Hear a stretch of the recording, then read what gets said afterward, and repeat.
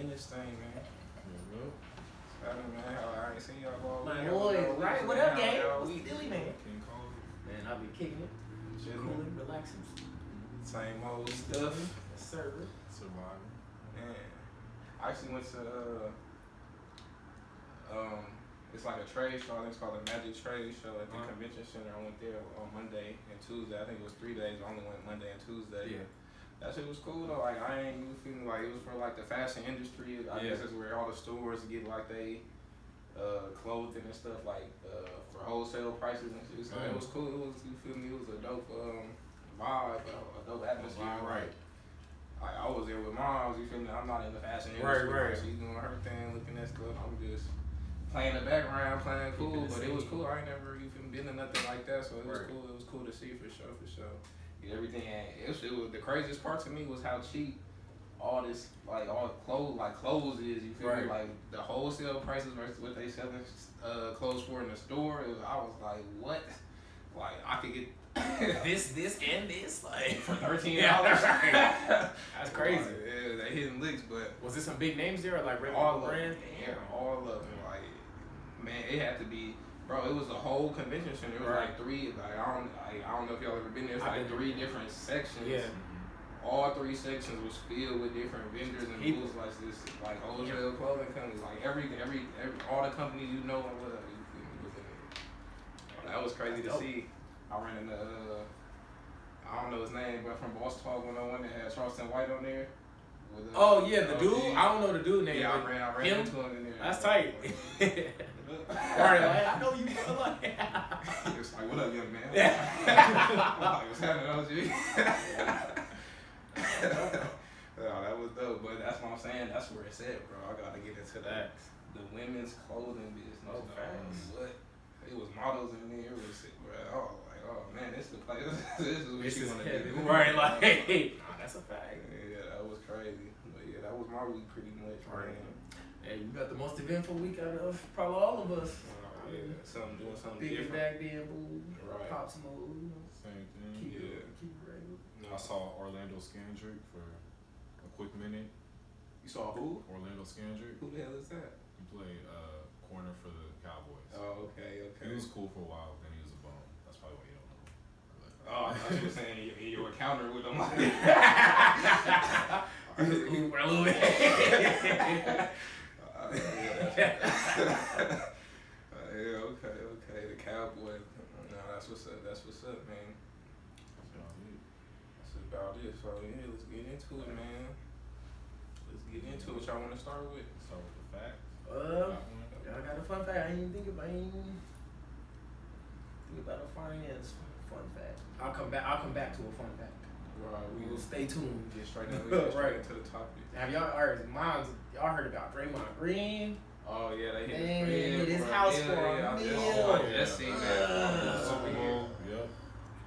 You know, he out doing his thing. You feel me? Your house is the last thing you worried about. It's all your star friends, all the finest females you could imagine, all the activities in your city. You ain't thinking about your house. Yeah. You probably should be, but I mean, distractions.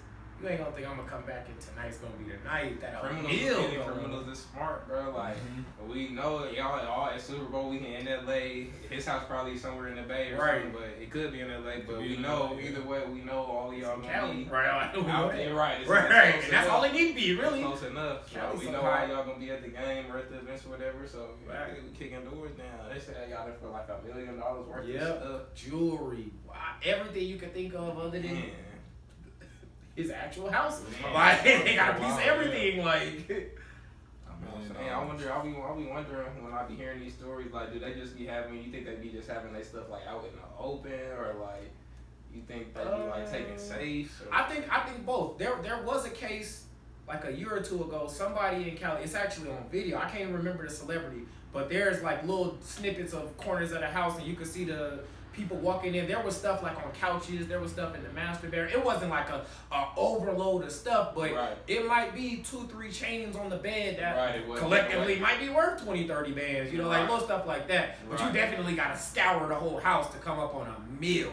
You ain't gonna walk into one room, or unless you come up on the safe. You know, like if they got the safe, then yeah, sure, but you can't knock the celebrity, they took necessary precaution by having a safe.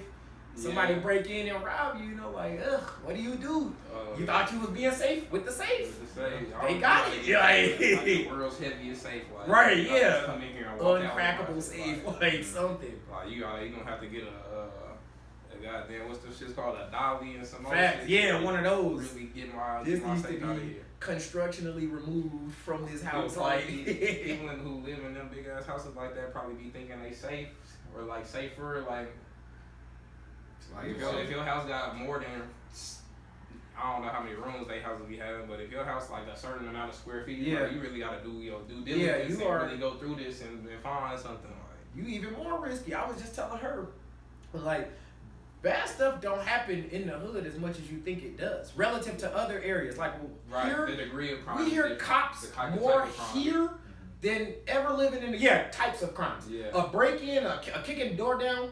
That probably will never go on in the hood. Yeah, if me and you live in the hood, I know you ain't got nothing, just like you know I ain't got nothing. Why am I kicking your door down? Right. But over there in Summerlin and here, we kicking doors. It's like that makes sense. Like you never just like you said, you would think when you move to those places, you think you kind of being safer. Like, don't nothing bad happen out here. I'm isolated from the crime-ridden areas. We chill. And it is not the case. Somebody is scoping your house. Somebody is paying attention to your car. This is where they come right. To do them type of crime. Like, I'm pretty sure a lot of rich people do have, like, they probably have, like, a safe and then, like, a safe with cash and like stuff in it, where it's like somebody does break into your house and you just so happen to be in there, and they catch you lacking. It's like, all right, here's the safe, here, take that, and it's probably like maybe $50,000, right? Something you could lose, right?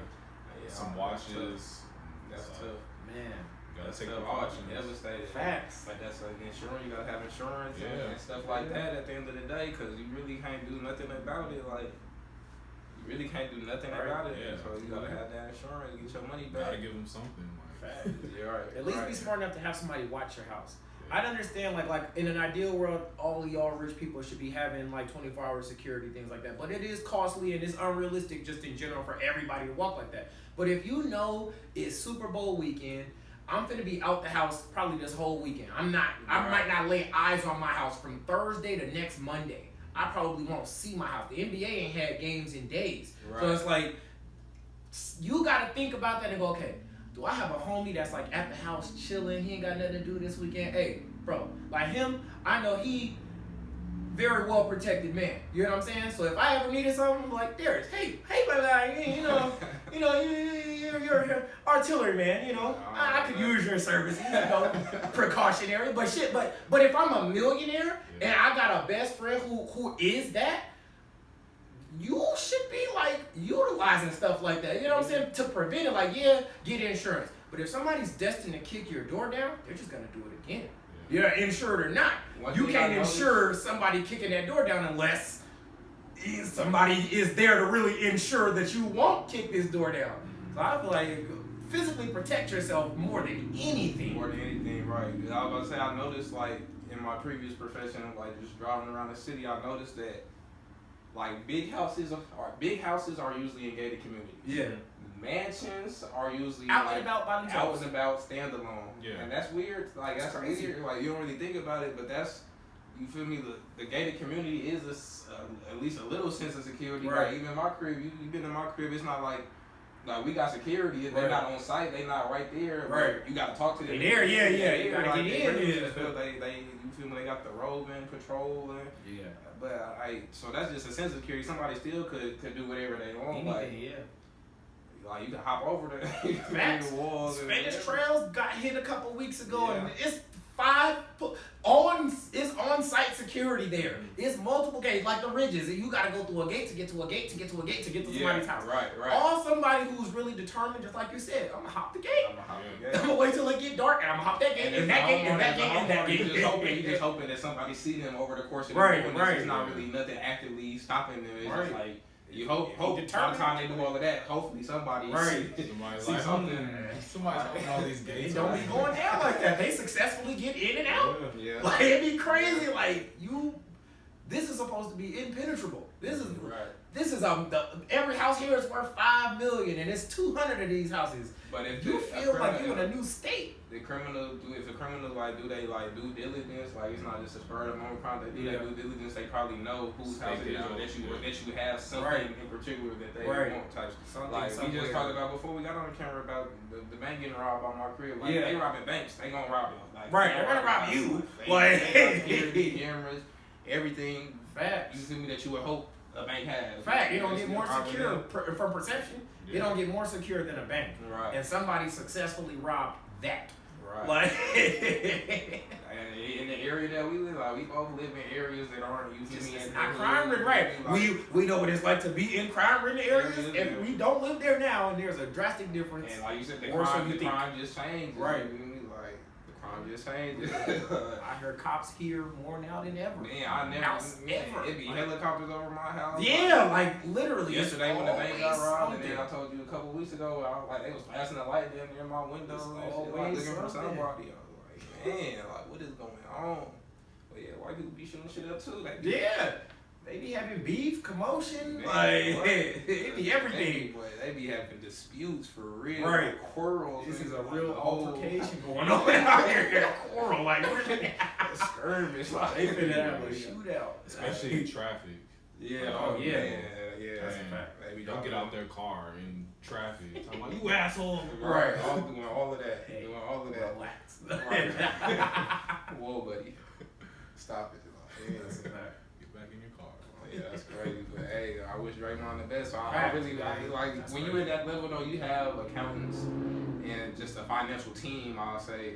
So hopefully I'm pretty sure he had insurance. Right. I'm pretty sure he'll be cool. But just the thought, it's like I think more so it's like the thought of like your security being compromised. Right, yeah, that's why I was somebody break into your house, it's like whatever gone is gone at that point, but it's like damn, like it's not safe here. Right. You feel me? I different here, right. Kids live here, like girl, whoever, like there's people, everybody I hear about that pretty much is here. It's here. Yeah, that's wild. That's wild. Do you move at that or what? You can't move.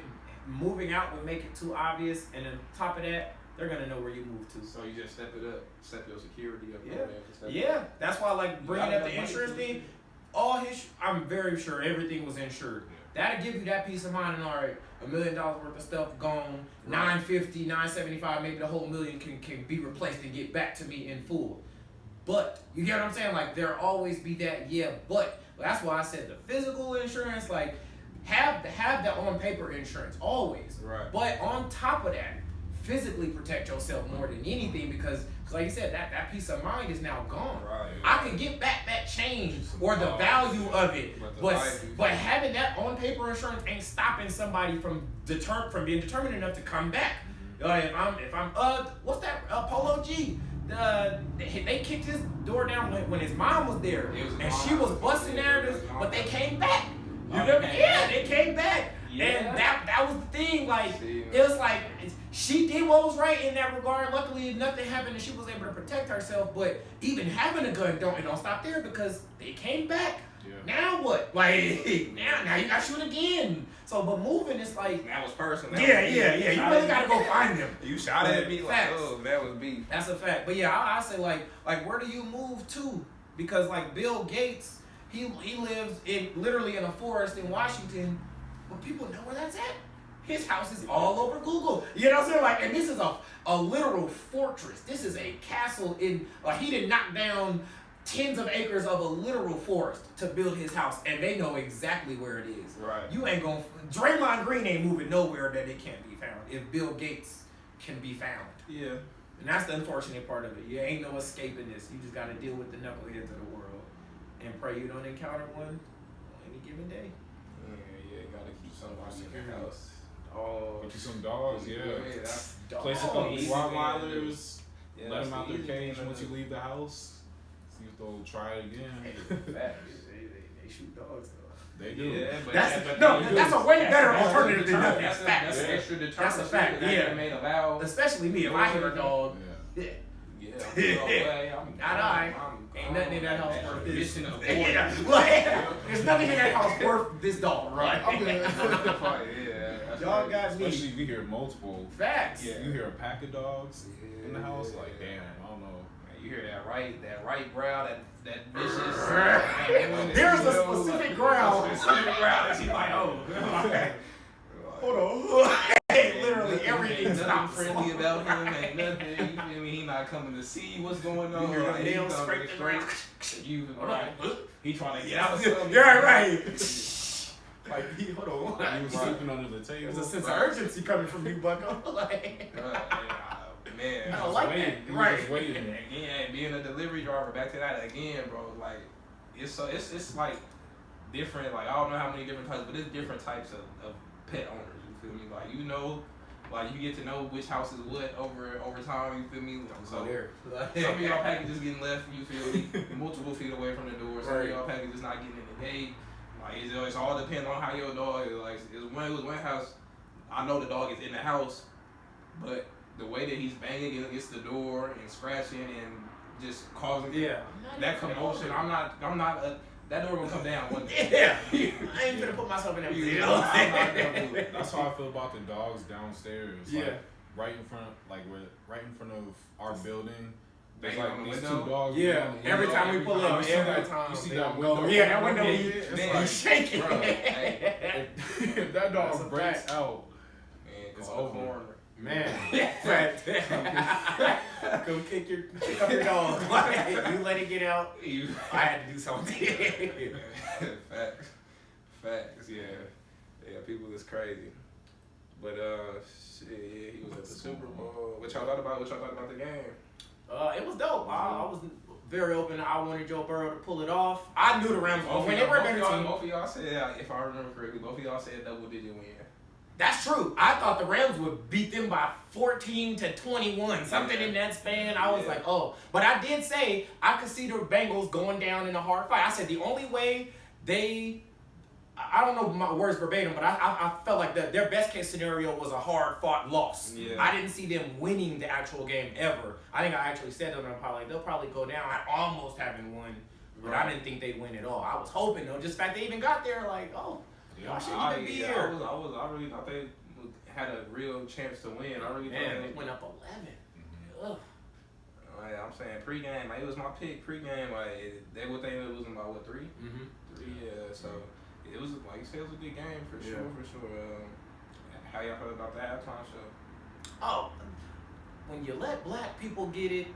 Great thing. We already knew that. Like, we don't even need to say that. I feel like everybody on earth has established if this is not definitively the greatest performance ever, it is obviously top 2, top 3. It's up there. And the ones that, and if it's not, like, let's say it is 3, one of them got to be Michael Jackson, who's black. You feel me? So that my point still gonna remain valid. If you let somebody black get there, we gonna turn it out. We do this. Like, all music come from us. That is a fact. We already know that, though. Elvis learned from us. Yep. That's a fact. Yep. Whatever music y'all like, Paramore and Green Day and all that came from us. It's true. So us doing music and performing, like, it ain't even, like, noteworthy. We do this. Like, those people are the ones going, oh, my God. Yeah. I didn't know they were cute. We sitting there like, bro, I can't wait till the Super Bowl. We finna turn it up. We already knew. Right. You feel me? We've been watching Versus for the past 2 years. We are prepared to watch our favorite artists perform at their peaks, no matter the age, right, and just kill it. So I'm glad that it was perfect. And I don't feel like, oh, they did this wrong. Why didn't you do? They did exactly what they should have done. They gave enough control to who they should have given control to. Yeah. And those people made it the most watched Super Bowl show ever. Right. Got a similar take. Similar thing. I've been seeing a lot of criticism about it though. Yeah. Like, really? I think it's just people just hating on it because everybody else likes it. But critiquing what? The people or the actual performance? The performance, like the production of everything. At the end of the day, it's almost with an NBA team, like a super team. If you get like 5 superstars, you don't really need that much of a structure. Just hand the ball to one of them and let them do their thing. All-star team, right. Olympic team or something, like a dream team. Exactly. Like, you don't need to do that much thinking behind the actual performance. You don't need a bunch of fireworks and lights. Go out there because it's already solidified. Go out there and do what you do your hits and then pass the ball. Like, that's pretty much it.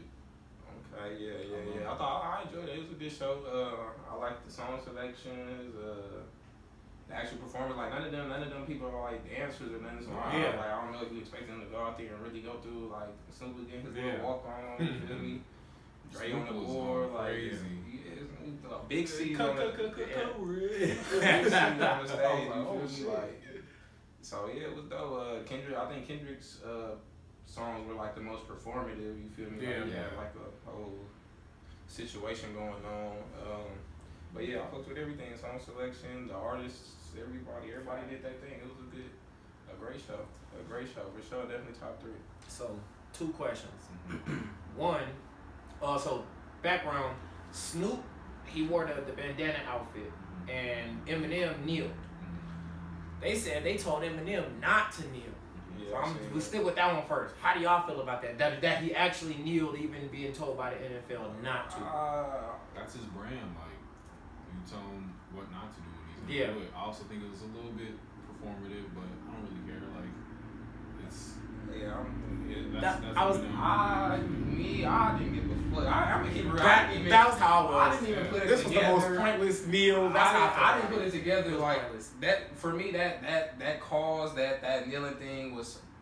That shit is over and done. If you ask me, you feel me? Like, we always fight for the cause or whatever, but the whole kneeling shit, right. The NFL, that shit is over.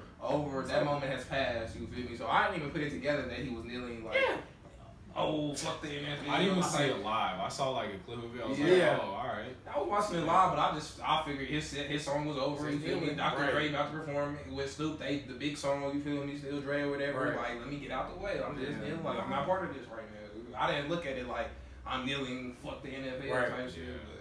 But that shit was a reach. I don't know. Like, it didn't move me. Yeah, it didn't hit hard. It didn't do nothing. It was just like, what are you doing for that? Though? Yeah, that was my thing. Who are you? Like, why Eminem? I appreciate that.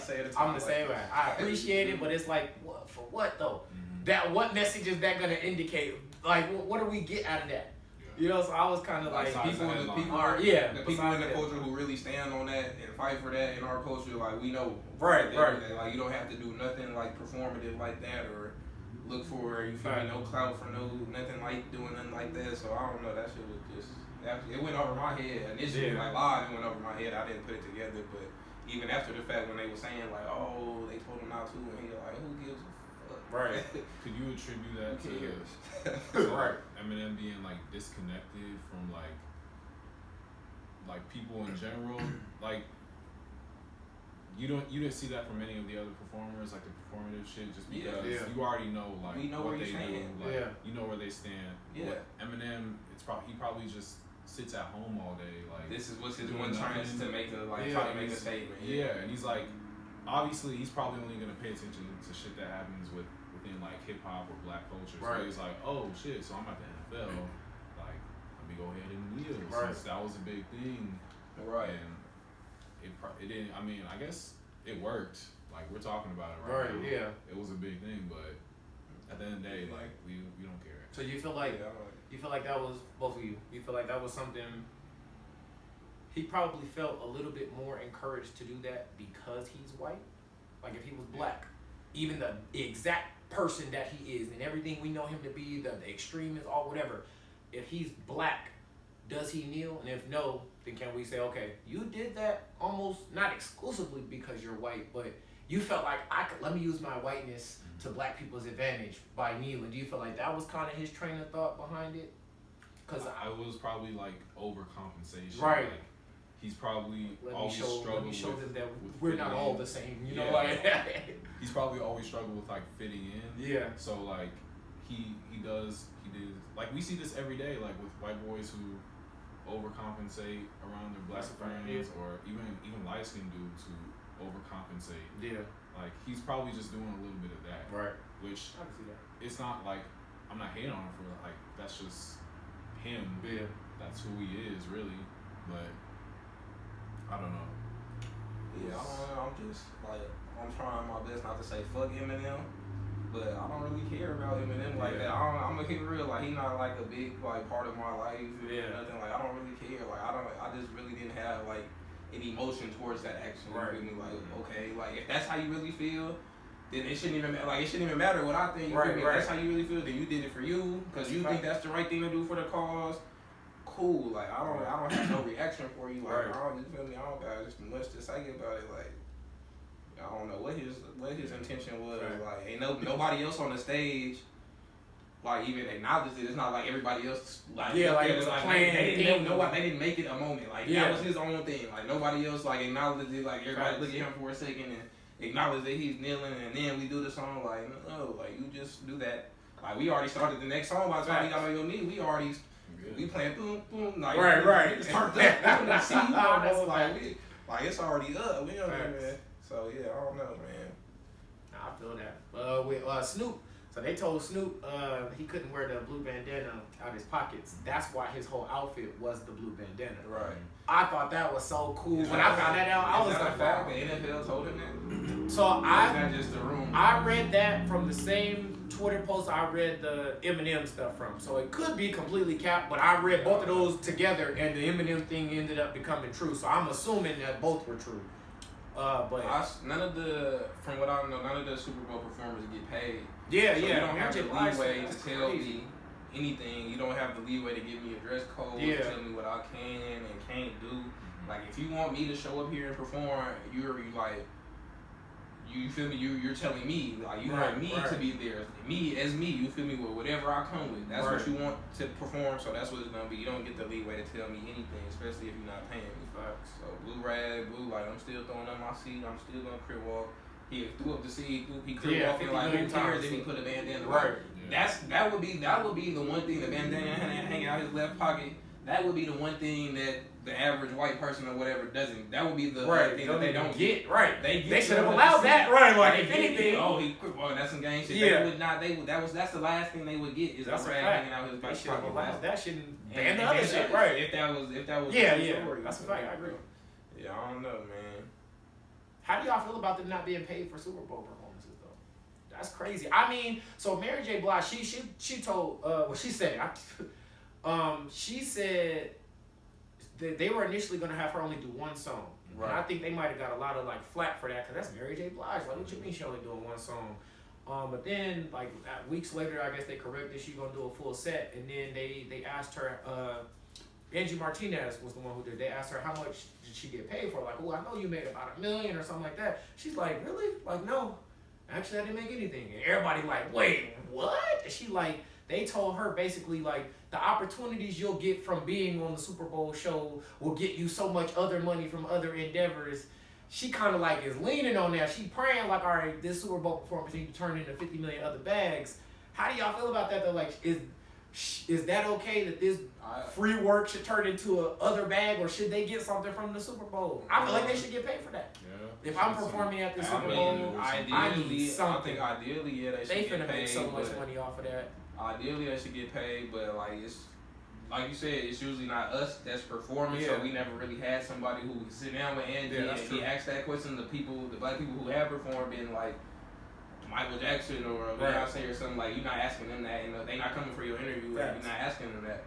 But so now that we finally like know for a fact, like, y'all not getting paid, but at the same time, like, she performed 2 songs, 50 performed one song, Kendrick performed 2 songs, Drake performed 2, and Snoop performed 2, I want to say. So it's not like they each doing that a whole concert. I don't think she need $1 million to do a song or 2. Like, that, if we paying on to put the performance on, like, we paying, like, you know, like, venues pay you because you have to come here yourself as the artist. You have to come here. You have to set up your show, make sure whatever, like, make sure the show is whatever you want it to be. Right. But if we gonna foot the cost for all of that, and like you said, we give you the look. I mean, I'm not mad at that. And it does, like, it's proven the residual income that you get from doing that show is proven. Like, I want to say Still Dre, the Snoop and Dr. Dre song, I want to say that video was like the first video or something to get 1 billion views or something like that on YouTube. I think I seen that story the next day. That's crazy. I never knew that. The next day it crossed over 1 billion views. I want to say it was the first YouTube video to go over 1 billion views type shit. So, and you get, I mean, I assume they get paid for that, maybe, or If not, if more people Somebody know, nobody, they gonna get this residual. You gonna get paid some way. Somebody else gonna want to go to a show now. Somebody seen y'all before and they gonna want to go to the show. They had a good time. They like the music. They gonna stream your shit. You feel me? Like, yeah, the residual is there. So I'm not mad at it. It's not like none of them perform like a full 20-minute to an hour set or nothing. So I don't know. I'm not mad. Yeah, that's what I was thinking. Like, all them put together, like they're not gonna get paid. Like, they're not gonna pay 50 Cent. Right. Not gonna pay Snoop. I mean, you probably couldn't pay Dre enough, honestly. Facts. Probably can't afford him. That's the main reason why you won't do a versus. It's like, one, who's gonna go against me? Two, like, who's gonna pay me? Like, I'm not gonna take the same fees that these other artists take. I have a entirely like $1 billion catalog. Right. It's an opportunity cost too. Yeah. I could be doing something else. I could be putting together an album. I could be making this hit, doing this video, whatever that's actually paying me. So I don't know. The Super Bowl is just enticing. It's just a good look. You feel me? Like, that's true. And if you do the right thing with the look, like Snoop had just bought Death Row, put out the album. That was perfect time for him. Before Mary J. Blige put out an album. I don't know if it was the Friday before or the Friday after, but I know she put out an album around it. 50 got 2 shows going on. 50 got shit to promote. He got his own shows going on. Kendrick, we just happy to see Kendrick. I was shocked to see him. Like, whoa. Right. Oh yeah, man. I don't know. It's a good look. Yeah. Can't be mad at it. Can't be mad at it. And then you feel me? They all had like, not all, but they was in commercials. I think Mary J. Blige was in the Super Bowl commercial. Snoop, of course, you know Snoop gonna be in the commercial any day of the week for me for anything. So it's just about how you like we giving you this look. How are you maneuvering to make this beneficial for you? You can potentially make $1 million off of this look. Like we giving you the lob. You feel me? Just go dunk that. You get the exposure. Like that's the Super Bowl is one of the most viewed sports events. Like. Annually. I think it's that and like WrestleMania. Right. Yeah. So it's like you got all eyes on you. Like you said, what are you gonna do with it? Right. Like, that is a good point. But I guess in my eyes, I'm looking at that to justify why they should get the fact that everybody on Earth is watching this show. Yeah. All the money that can be made from anywhere in the world is being poured into this show. Pay them, you know, but that is true. Like the bag you get, you should get paid just off of like your labor. That's what I'm saying. Like, she shouldn't get $1 million for 2 songs. That's totally valid, but some. Yeah. So it was a thing before the Super Bowl. It was a big thing about the I'm gonna call it the supporting cast. You feel me? Like all the performers, like the dancers and shit like that that they use. It was a thing about them because they've also not been getting paid, but this year was the first year that they paid like those people, like the supporting cast, to perform at Super Bowl, like because those people are unionized. You feel me? They are like dancers or choreographers and whatever else they be using the people for. But yeah, this was the first year that they got paid, so it's like NFL like trying to do the right thing by people. I feel like I don't know what they're trying to get over on y'all. Y'all got a big enough name, being Snoop, Mary, Dre. Like y'all got a big enough name to get paid off the residuals, like you said, like other shit. But yeah, I definitely fuck with how they pay everybody else involved. Like they not gonna make no other money, side money off of this. I like that a lot of those dancers are viral Instagram, TikTok dancers and stuff. She knew a couple of them. One of the main girls, her name is Storm DeBarge, and there's like, I don't know what setting is or nothing like that, but there's like a way that these dancers record their videos. It's like a bunch of people behind them. On TikTok, you saying? Yeah, and they get the camera. It looks like... Does it focus on their face? Yeah, but it doesn't look like the regular focus with the blur in the background. It looks like an enhanced version of that where they aren't even in that video. It literally is, I can't describe it, but it's like they're there. The background looks like one video, and the dancer looks like they are blending in perfectly with a separate video. Yeah. And if the camera's focused on them dancing, so they that girl is like, she kind of has spearheaded a lot of that cool stuff. They got a whole crew. It's a bunch of dudes, girls. They got little kids, little 9-year-old girls, the best dancers in the world. Like it'd be crazy. So they got her to actually hire a lot of the dancers, and people feel like that's why it looked as good as it did. Those weren't just random. She is a very tapped in, well connected dancer, and went in her bag and was like, I got a bunch of homies that dance just as good as me, and got all the, basically put the hood on, like that type. She basically put the hood on and got everybody to dance at the Super Bowl. That's crazy. Yeah. She talked about it. She was like, I didn't think like this would happen. Like, you just a dancer on TikTok, and you get a random call from the Super Bowl, from the NFL, and they're like, hey, we got a job for you. That's crazy. Now you got to go hire 100 people. Like, I got to text everybody in my phone that dances. Like, yo, I need you to come here at this time. We might got something big going on. Like, that's crazy. Right. One person that had that responsibility, like, man, I'm finna put all my friends on. We all dance. We all sing. We finna go dance at the Super Bowl. That's dope. I think that's one of my favorite stories about that whole thing.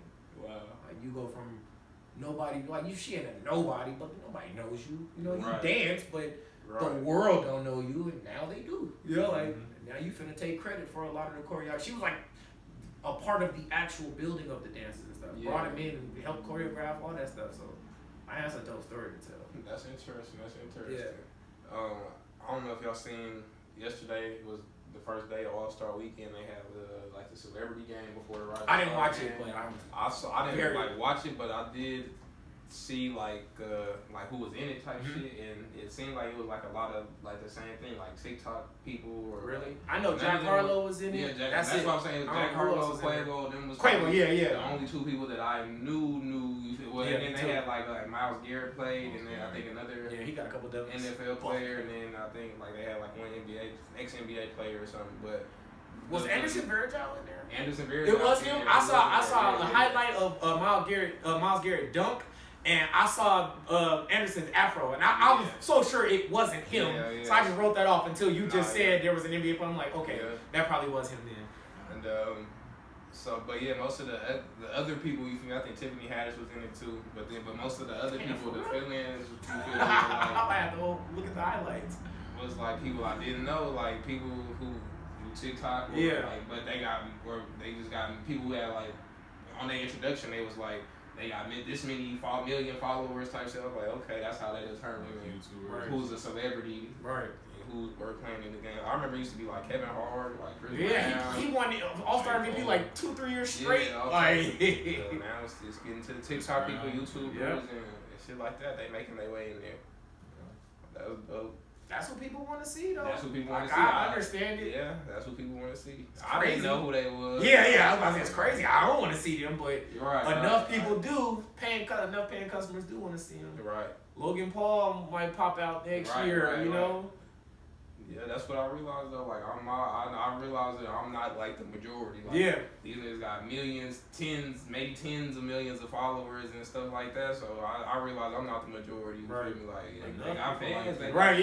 These people are huge. Just because I don't know who they is, don't mean they not that. They not him. You feel me? Like, he probably doing a lot better than a lot of yo idols. Right. You feel me? Yeah, that's right. It was like this celebrity boxing thing when all these YouTubers started really making that a thing a couple years ago. I'm thinking like this finna come and go. That's kind of finna phase out because a lot of people, the celebrity boxing itself is not new. Like that's been a thing. Willie D was. Who was he in a celebrity boxing match with? I forget. But you know what I'm talking about, though, right? Like it was like a beef in there. Like who? I said he beat his ass. He did. Yeah, but it was like it was like a joke, and it like a serious injury occurred in there. Yeah, like that's what I'm saying. Like he wasn't. I think he punched dude like too hard and really like knocked him out. And wasn't supposed to. Yeah, it was like a Golden Gloves. Was it? I'm thinking it was like a charity event or something, and they like. No, I'm saying before he. Oh yeah. But yeah, like I think he like wasn't supposed to knock somebody out and did or something like that. But so I was pointing. I thought it would be like a phase. Melly Mel, the first real rapper, Melly Mel. Literally, Melly Mel is the first rapper. The Rapper's Delight, the first real rap song. Melly Mel is the first nigga voice on that song. And the nigga who wrote that song was actually stolen. That which is crazy, like a ghostwriting thing. I did see the story behind it. That's Grandmaster Casanova. Yep, they stole his raps, man. But yeah, it was Melly Mel, and Melly Mel is super buff, so you wouldn't think he'd lose. Shit. Yeah, but that's what I'm saying. Like that situation proved. Like, it took a celebrity boxing match to prove, like, oh, just because you big don't mean nothing. Because Willie D beat you up and bad, you know, like it went left. You feel me? Like y'all messing up the money. But yeah, like enough people tuning into this stuff. It's crazy to see that it's still a thing. Like it's becoming more popular. Triller, like it's growing. People want to see a YouTuber fight a YouTuber. Yeah. They not caring about the real boxers, the real athletes, the actors. Like they want to see video editors fight. Like boxing right now. Okay. Boxing is so bad in the fact that there's so many different promotions that even if it is celebrity boxing, it's technically still legit boxing. It's just under a different promotion. Yeah, that's right. Yeah, that's so it's like they are like, I don't care who your favorite boxer is. Jake Paul winning this boxing match could be as legitimate as whoever he has an actual professional boxer. He's a professional boxer, like undefeated. Yeah, really.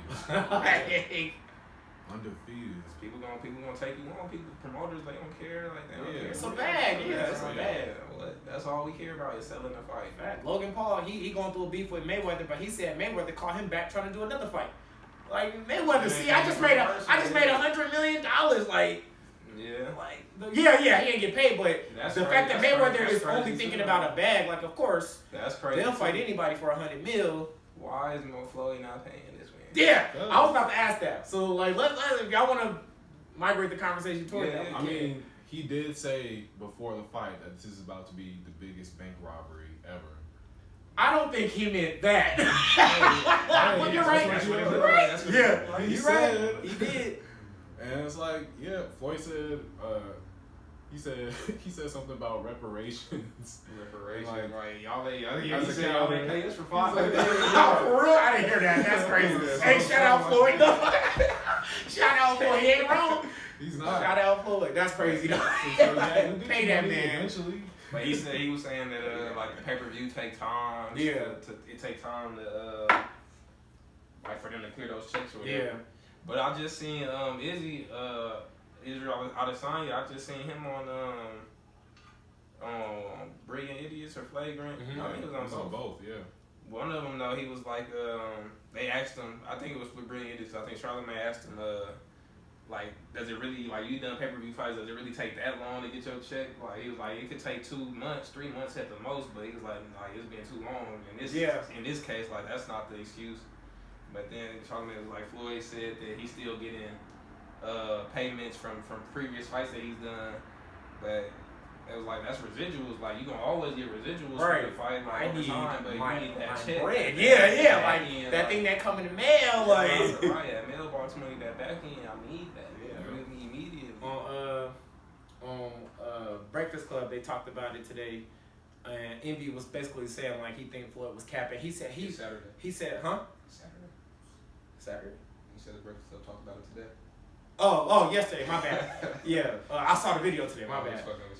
But he was, I don't know what boxer he said, but he said that some boxer showed him his actual bank account like 3 days after a show, and he said he had like $10-15 million in the bank account. So so Envy was like, I think Floyd. He's like, he didn't go as far as to say he's stealing, but I know a rich guy that got a lot of money, and it didn't take that long. He said that. So I'm thinking like, Floyd probably. Now I think Floyd probably can pay him. Doesn't want to. I can totally see that. He probably will eventually. Yeah, but I think that's gradual. That's what Andrew said. Andrew said it's because he didn't knock him out. He was like, I was supposed to knock you out and embarrass you in the ring, but since I couldn't do that, like this is my way. You ain't gonna get your bread. Relax, little buddy. You feel me? Like you the lit dog. Right. This is Floyd. You're right. I think Floyd should pay him though. He should pay him. I'm not mad at Floyd. Yeah.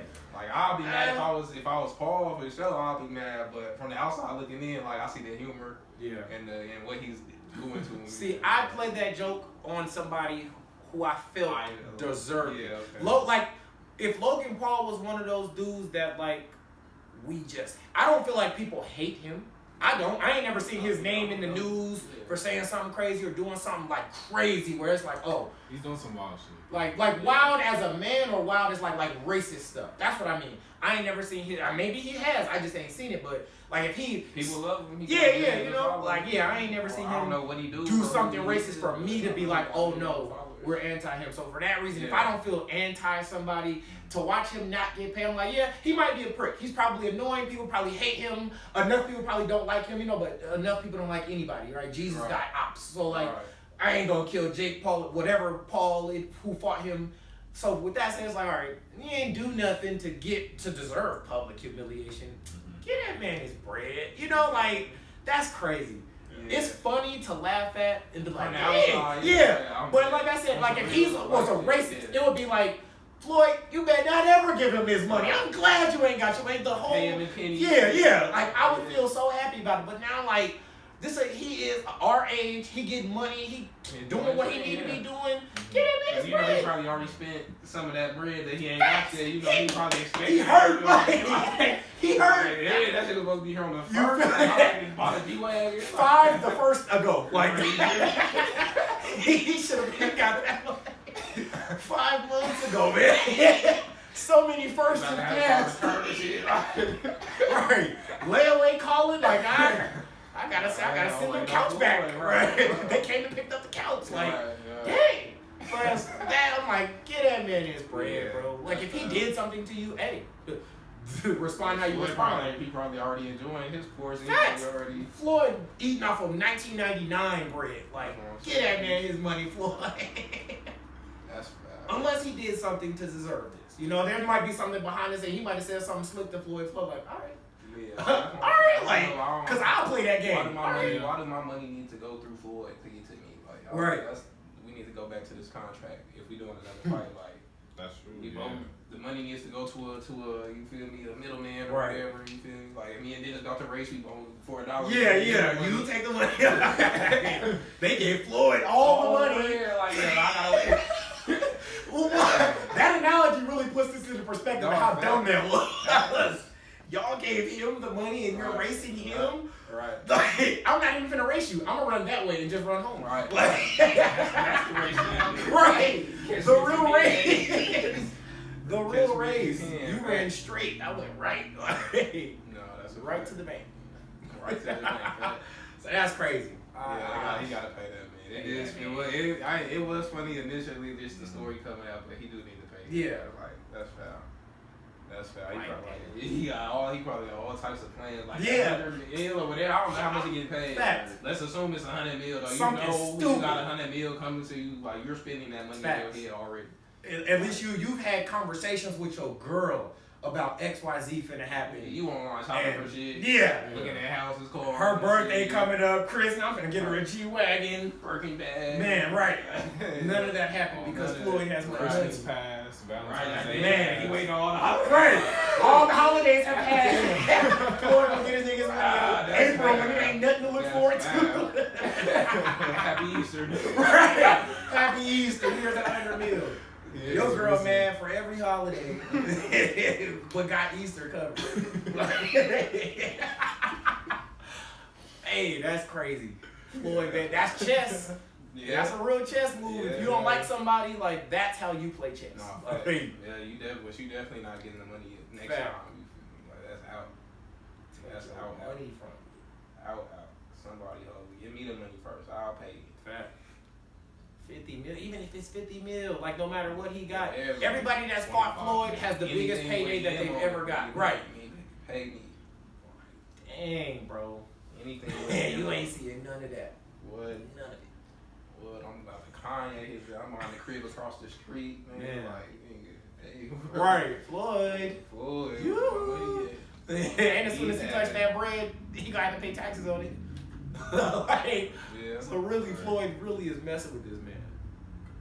As soon as he touch it, it's earned income. It's coming though. It's still coming eventually, one way or the other. It's true. If he really, I was saying he was talking about suing Floyd, but if it really come down to that, where he gotta actually go about getting lawyers. He said on TMZ. That's where Floyd took. If it was a joke, whatever I'm doing to you, now it's going too far. Right. Now you costing me real money, like that you right. still got. You costing me my money that you still got. Now I'm paying lawyer fees and court fees and this and that. for somebody that you know you owe me, that the world knows That the world knows you owe me. This ain't no secret. It ain't no business deal going wrong. Like, we agreed, we fought, and you won't give me my money because it all came to you. If this was the other way around, Paul, whatever, I'm gonna just say Paul because I don't know which one had Floyd money. Like, he would be disgraced from the boxing world. Floyd would have him like blackball. Damn, you feel me? Might really press him in real life. Yeah. Floyd money, you feel me? If you got $100 million of my money and I already am a billionaire and can touch you, you're gonna get touched. Like, right. You don't know NBA YoungBoy is my son-in-law, nigga. Fact, like, do you know who he know? Right. This goes so deep, right? But really though, it could get so deep. Degrees of separation. You don't know who I know that know who you know that can get to you. Right. Like, you'll never see it coming, ever. That's real. It's like, I didn't even think about that young boy thing, but that's real. Like, a call to a call to a call could get you hurt. Floyd is like, tight with Jay Prince, too. Huh? Right. Floyd. Yeah. They can really get cool. The guy of getting it done. Right. Yeah. That's if it was the other way around though. With or Paul, he just out of luck right now. He just gotta keep on. He keep playing that. Ugh. Like what amount of time? Like it's already been too long. But what amount of time is it like gloves off? Like fuck you for life. Like we never gonna be cool. Like give me my money now, or is it up? Right. I mean, so how long ago was it? 8 months ago? You said? Or do you know? Does anybody? I know it was months ago. Yeah, I don't remember exactly what. But he did a quick interview on TMZ. It was more than 6 months ago for sure. Yeah. I don't know. Wasn't it 6 to 8 to 9 months ago? Something like that. But I mean, really, like, okay, if we have our initial conversation and you tell me, all right, the money's gonna be here in a month or two, I'm gonna take your word for that. Mm-hmm. Now, let's say you're not 100% accurate on that, and then let's say you told me a month, okay, and then after that month it didn't happen, you say, all right, another month, okay, and then after that it's another month. At that moment, it's like, okay, now red flags have gone up.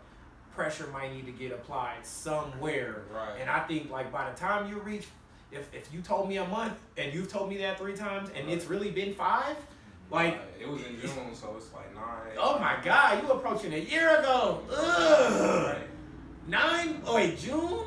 That's too high. That's crazy. I was thinking like August maybe. Right. Yeah. You about to be broke back-to-back summers. Man, I done missed 2 hot boy summers fucking with Floyd. Oh man. 2 winters of broke. Man. Like or less. Oh. Yeah. No heat. Man, that's crazy. Right, that's wild. That's ridiculous. So, yeah, really, you got a couple months. Like, and just like you said, Israel said 3 months at the most. At the most, yeah. So if Logan, whatever Paul ends up hearing that casually, he'll be like, wait, so even he is acknowledging this shouldn't take this long? Like, you can't not feel as enraged as possible. Like, 3 oh my God. Yeah. As the extreme standard. Like, this is the most you should wait in a normal scenario. Right. And you are 500% past that. Like, yeah, I feel him on suing, man. Yeah, you gotta do what you gotta do for that much money. Facts. It gotta be worth it to sue. He's probably that's gonna cost you tens of thousands. He's probably contractually obligated to give some of that money to his trainers and whatnot. So they're waiting for their money too. Like, hey, you gotta do something, Jay. Right.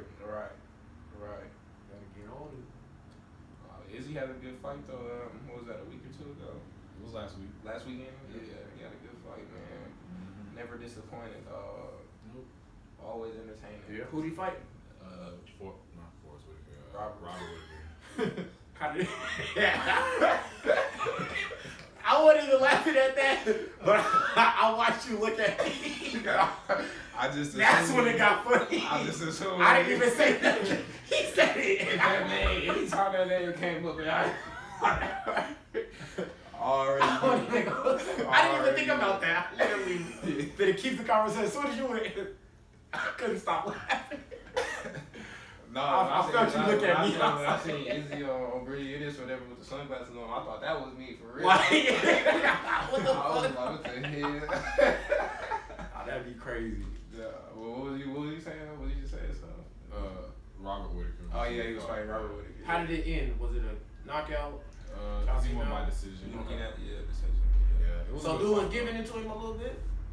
It was or moments of it. Yeah, I was about to say it was competitive. It wasn't. He took him down a couple of times. Bludgeoning. It was what I expected. Like the first fight, Izzy knocked him out in the second round. Yeah. And it was like the first round, he was clearly beating him as well. Right. This fight, it wasn't even, but you could tell they both had gotten better. Got better, right? Yeah. In fact, it's supposed to be. It's supposed to be. But Izzy's he's different. He's different, dog. I don't know what it is. It's like a mental thing or something with him. Like he just like an elevated thinker in the octagon. Let's say the ring, whatever. In like and out. Like he just different, bro. Like I can't call it. He just different, bro. He's like skilled. He's a showman. Like he used to be a dancer. Yeah, he implements that into his fighting too. Yeah. Fact. He used to be a dancer. He's into anime and everything. He's charismatic. Like he's a real star. Conor gave him a shout out the other day. He was like, we the two highest paid fighters to ever come out the UFC or something. Yeah. Dang. Oh yeah, that's good company though. You with McGregor. Especially in the UFC. Nah, facts. It's like I know fighter pay is a big issue now, but those two ain't said shit about it because they get paid well. Yeah. Right. Like Conor can fight anybody in the UFC if he wants. And they throw that bag like that? Yeah. Well, still right now today, Because it's eyeballs. It's like if Conor's fighting, he's lost his last 6 fights. Right. And like not just in the now UFC. he's still a star. Right. Yeah. That's crazy because all I ever hear, just like you said about the fight back, that's all I ain't never heard. It does make sense, I guess, if somebody's not complaining, but all you hear is like, I'm not fighting until I get this, or y'all give us pennies, this, that, and the third. Now it's never really dawned on me the guys who you haven't heard complain, and it's probably because they are getting that little bit of bread. But think that satisfies them. The Paul brother, whatever, he just got paid. We don't even know. We know it's something crazy. That's all dollars. Francis Ngannou got paid $600K for his last fight. Yeah, and he had an issue with it. Yeah, $600K, bro. Yeah. Like that's Francis Ngannou. Like that's Francis Ngannou. Like that's modern Mike Tyson. Man, for the lack of there being a Mike Tyson. Like that might be the scariest man walking the face of the earth. Bro. Like pay him. Like why is he not making M's? Right. 600,000. That's by the time you pay everybody, your trainers and your whatever, your gym costs, or everybody getting 5-10% here. Like that's nothing. That's tables. That's crumbs, dog. For what you do and the work that go into that, you ain't making nothing. Right.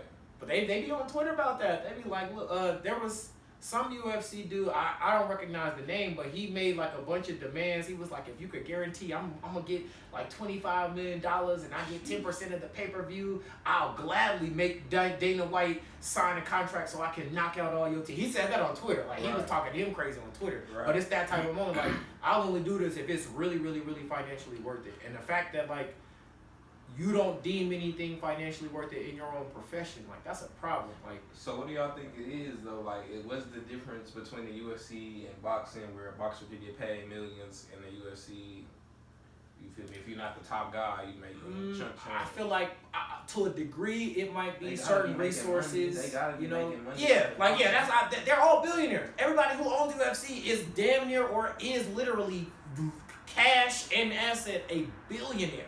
Y'all got the money to some degree. Now, if a business owner feel like I need to make $1 billion and then I'll disperse what's left to you guys, well, that's the problem. Yeah, we make enough money, but you feel like you need all of it. Now, if the guy top was like, all right, I'm content with $500 million. Well, now you get to bust down that other $500 million with everybody else. Now you gonna get millions. You'll get millions. You think the people on top of boxing I feel are like less greedy than the people? Yeah, but I think it's. Yes, but because of there being more moving parts. With boxing, boxing is so global. Like, mixed martial arts is global. UFC specifically isn't as global. Right, yes. Like boxing in China or in Brazil is damn near as popular as boxing in America. Like, everybody wants to box in America, where you are. Mixed martial arts is like, there are some places where it's way more popular, other places where you might not, in this whole country, there might not be one MMA fighter. Right. Or that person left that country to go to America. To which point, like, now there's nobody there. So I think when you have something, yes, both are very lucrative, but this is more closely ran versus that's more outwardly ran. Yeah. Boxing can pay more because there are so many moving parts, whereas it's just us like a monopoly. Why do we need to pay you? We're the only ones here. Like we are of all fighting. People want to be in the UFC more than anything because you'll get paid the best. Even if we pay you chump change, you'll get paid better than those leagues. Yeah, right. We had an MMA teacher. He was our avid teacher, but he was a fighter. He showed up to work every day with a broken nose, cracks, whatever. Shout out Salgado. Yeah, Jose Salgado. He's a firefighter now. Yep. He used to live right down the street. Crazy. Yeah, How I ended up moving here, he lived down the street. I was quick side note, crazy about Salgado. He became a firefighter after, I guess, the fighting didn't work out all the way or whatever. He was done with the substitution. But when my grandparents were still alive, he actually responded to the house and like say my grandpa. Word, shout out to Jose. That's dope. Shout out to grandparents too, man. Right there on the west side. Word. Right on Jay and Doolittle. He's like 5'2", but was super buff. One of the probably the strongest man I've ever seen. I've seen him just the way he was built. Like he was just all uptight. Yeah, you know people do all the crazy things on the pull-up bars and how they can like flip them. He could do all of that. Like pull himself up and then pull himself up to where now he's like vertically in the air on the pull-up bar with his feet in the air. Like he did crazy stuff like that. But yeah, like if it's only 5 of us and we got all the money and you need to come to us, we can afford to pay you pennies because no matter what we do, we're giving you your best shot. Right. Boxing is like, all right, y'all don't gotta pay me. They gonna pay me. They're gonna pay me. I'm gonna go over there. You feel like there's so much money because there's so many people. With UFC, it's like it's so close knit. It's literally a family runs this. It's one roster. Yeah, like the UFC is one roster. It's like WWE was Raw and SmackDown. They'll be like, that's just Raw. Right. Like, that is just Vince McMahon. It's just them. Right. Wherever they say go, because there's literally no other alternative in terms of a real ideal one. There are other alternatives. They just suck. I'm gonna get pennies. I'd rather get y'all pennies than even less over there. So I think that's wrong, but it kind of makes sense. Dana White definitely making that bread. Like what? Yeah, he stupid definitely has the money to pay them. Not fat. Like he do, let alone everybody else involved. He do.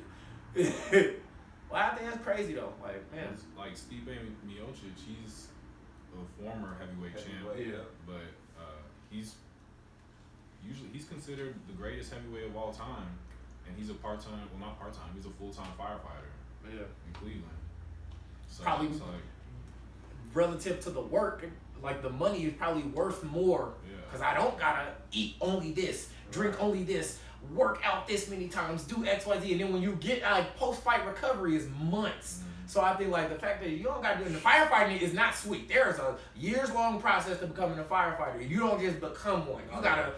They gotta assign you. You gotta get approved to that. So he still definitely needed to work hard. It was probably way easier. He's a professional fighter. Right. They the ones gassed doing all this running and jumping jacks and push out. He probably is like knocking all that stuff out. And now that he's looking like the work I don't gotta do to still make 75 and up. You gonna start out 75. You know what I mean? You just gonna work up from there.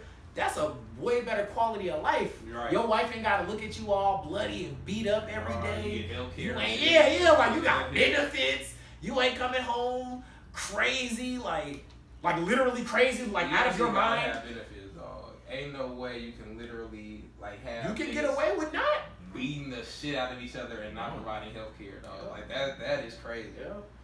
That is crazy. Like y'all beat each other half to death. Yeah, they gonna charge you $5 bands. So I'm gonna have an ambulance here, but they gonna charge you $5 bands. Like I'm gonna just let you know that now. That's wild. That's a harsh reality. That's wild. That's why you really gotta love this because the optics of this look crazy. Yeah. I don't get why you would want to be a fighter. Right. You gotta really like already love this because. And even if you do love this, it's like no matter how good you are, the UFC can still just be like, well, you're not like marketing wise, you're not bringing in the eyes. Like you can win as many fights as you want. You can be undefeated your entire career. Right. They did that with Mighty Mouse. He fights in the ONE FC now because he was probably the worst marketed. He went through his division twice. Mm-hmm. He fights in what? He's I seen him on YouTube doing like the Who is that? I'm super That's familiar with the white name. dude with all the Nah, tats. he's light skinned. Oh, He's okay, like okay. I'm he's like thinking the I'm bald thinking you dude. talking about like the YouTube Mighty Mouse nigga. Like, I'm familiar with that name, but I don't. the Mighty Mouse I'm talking about is a little white dude all tatted up. I about to say I didn't know he was really a fighter, but like he do like you know on some backyard brawling type shit like Kimbo Slice used to do. Like he would pull up to the nigga's hood and you feel me like box for some bread. You feel me or whatever. And that's not who you talking about. There's another Mighty Mouse. There's another Mighty Mouse. That's crazy. The point is, I forgot his name. And they both whooping. Mighty Mouse. Mighty Mouse.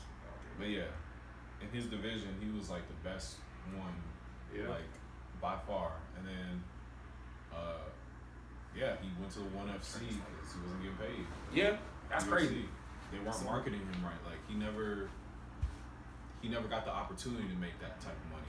Right. And it's like if I'm doing my part. Like fighters don't have to really market themselves. Right. Like in this contract, it says I fight this night and I make my money. That's it. It doesn't say you got to be a celebrity or anything. But that's the harsh reality. You gotta politics. You gotta have the talk. Right. You gotta have the personality, and you gotta be good at fighting. Man. Unless you're gonna break. But he put in his work, so. Yeah. No, that's a fact. That's a fact. What else y'all got to that game?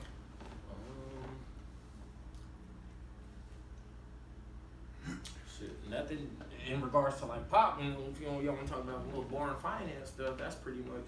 Let's pause real quick. Oh, yep, for sure. Because I believe. The hell?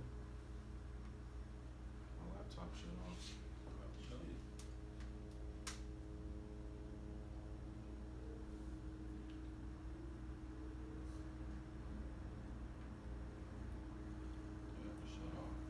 Luckily, I made a mental note. We're at 104, so 104. Stop the video or let it run?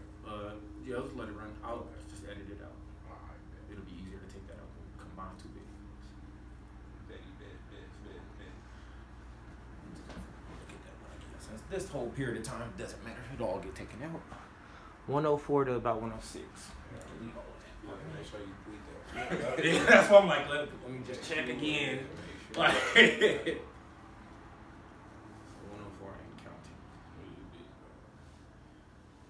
I didn't see that was unplugged. My bad. There he is. The audio is safe though. We good? It's good. Let me. What audio on? What time are you on for the audio? I believe It did stop? It was like 105 or. My something phone close. is on 106 right now, so Yeah, that's about right. yeah. So if it caught everything, that's pretty much perfect. Because Right. by the time we re-pick up, yeah, Put it together. yeah. As long as it's not gone, that's fine.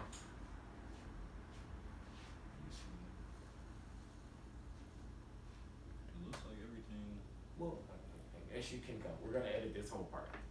Do you need something? She's hungry.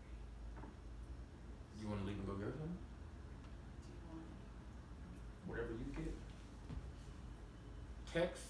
Can you text your brother when you come back though? Cause you'll obviously need to. Like you leaving is okay, cause we'll edit that out. We'll probably be back recording when you get back here though. So. When I'm, or what I'm gonna do. So, Okay.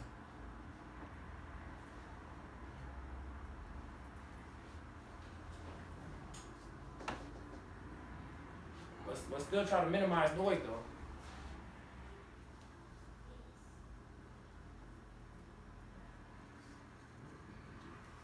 Do a little wave before we start the game. Fact, So you know- yeah. So you know that's where the Clap, yeah. Do that, please. That'd be perfect. And the audio pick it up as well. This is crazy.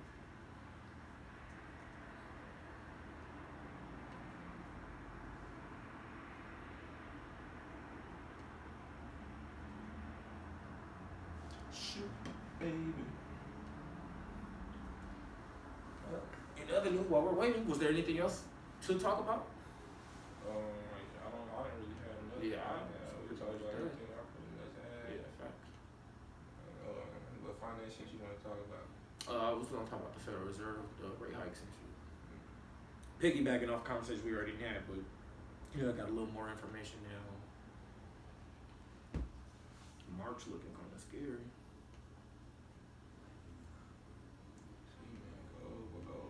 I was literally getting ready to say, yo, I might trade these rate hikes. Like, I ain't even gonna cap. I'm gonna ride. Yeah, I'm gonna just keep the same process. I'm gonna think about it like that. Like, I'm gonna just keep the same process on me. Yeah, the rate rises don't impact us. They gonna impact people drowning in debt and stuff like that. I'm cool. I don't care. Like, people's stock portfolios. That's what I need.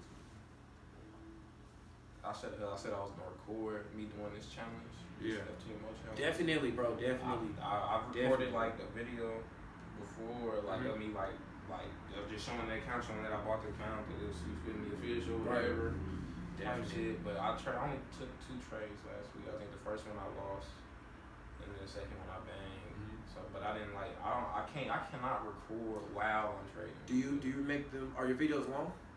I haven't only made the one. The first. How long was it? A few minutes, couple minutes, 4 minutes, 5 minutes. For your trades, save your videos in tiny little parts that you do. But there's this app called Video Shop. It taught me basically basic video recording, editing, and you already know that stuff. But you can combine all of those into one video. So like, if you feel like you don't trade enough for a long ass video, take weeks or however long and just piece together those couple of minute videos and just kind of compile them into one long ass video. I'm gonna just record it and see what all, like, I ain't even trying to put it out like piece by piece. Yeah. Once I got it all recorded, I'll be able to see what all I got, how much I could break it up into or whatever. Yeah. But like I said, I can't record while I trade because I use like Zoom to like screen share you so to see what I'm doing, but that shit like slows down my computer at least to slow it down and shit. Do you use your phone a lot while you're talking?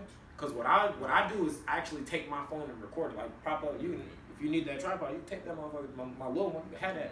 Pop that shit in front of your screen. That's what I do. It's pretty much the same thing. And right. So what I'm gonna probably do tomorrow, I guess I'm gonna probably just do like a review on the 2 trades that I did take last week instead of since I ain't do it live type shit, just do a review. The first one I lost was like all my losses is the same. Like it's gonna be the same exact amount of money, the same percent, 1%. Win or lose, people need to see the loss anyway. Yeah, they need to learn how to handle the loss. Everybody wants to be taught how to handle a win, and then when they lose, it's like, oh shit, nobody helped me keep these emotions in check. So the loss is even more educational than the dubs, really. In terms of how you look at it, like over the course of learning the that's what I'm like. Yeah, depending on how you look at it, like win don't mean I nothing. learn more from the loss. Yeah, the win could be anything. Like I'm just the loss. How do I not? Fact. Like I have to figure this out. Definitely.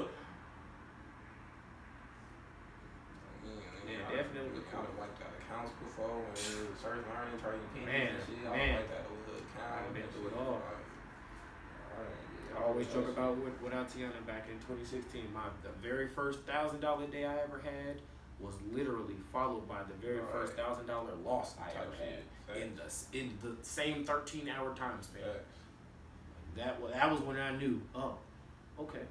Like at that moment. Okay. 6 years later, we good money. I'm just management is the key, man. I'm making 1%. Like, so what's on a 50 band account? That's $500. $500, yeah. So yeah, that's what I literally is. I think the first trade I lost like $495 exactly. Yeah. Type shit. And that's great. Like people don't understand how much money that is. I have to learn that. Yeah, we all do. Yeah, everybody does. When you first get into trading, you see all the numbers. Yeah, the potential. Like potential is like $500 don't seem like nothing. I could make 500,000. You feel me? That's what you thinking. That's what you thinking. I'm trying. Shit. I have to really like humble myself. Like bro, like relax. Facts. Humble yourself. Like, that's real.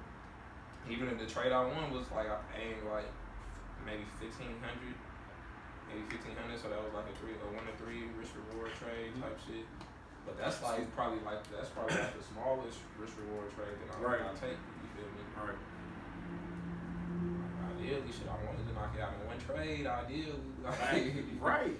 Ideally, but you can't determine. You don't determine what the market gonna give you though. That's the whole thing about it. So you just gotta do your thing, and so the market gonna give you that, and that's cool. That's cool too. Type shit. I see how next week play out, man. I think I'm gonna like I don't even think I'm up a band. Maybe, yeah, probably right at a band. I think I'm up on that place. Yeah, 4 more to go. 4 more bands to go. Sir, keep striking, man. Definitely record it though, bro. That, and not only does it help them, it helps you. Kind of just read the hash and stuff you already know. That recording stuff is close stuff. Are you gonna post it on YouTube or are you just gonna send it to the people that you want to see? See, the plan was YouTube, Man, Post post it, bro. I'm just recording and then Yeah. Start off. I'll see what man. what I feel like Yeah. I want to do with the shit. Yeah, man. If you get enough feedback from like sisters, cousins, shit like that, you'll get the same type of that feedback when you post it. I think that's kind of what's cool. And it'd be hard for me to like. I don't think I want to record it as I'm taking the trade anyway because I want to be able to explain what's actually happening. Right. I don't feel like I want to be sitting there like really elementarily, if that's a word, explaining some shit while I'm like I'm a day trader. Like I trade every morning.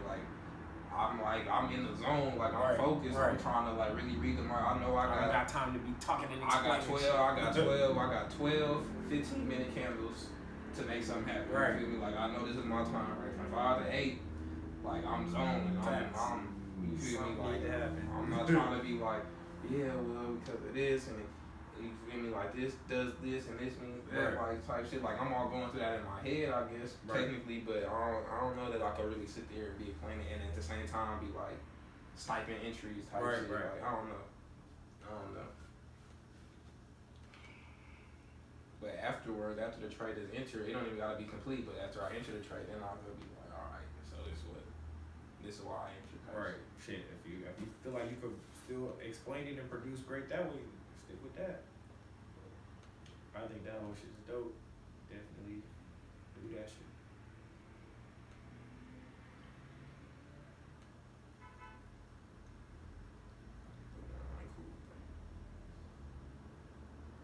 Brought that bitch 4 piece.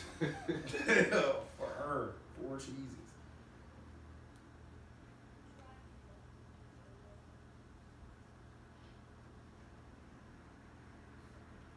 Salt shaker. That's just so.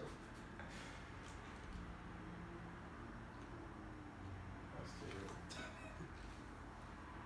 That's really Eddie Murphy. Like, I think that is crazy.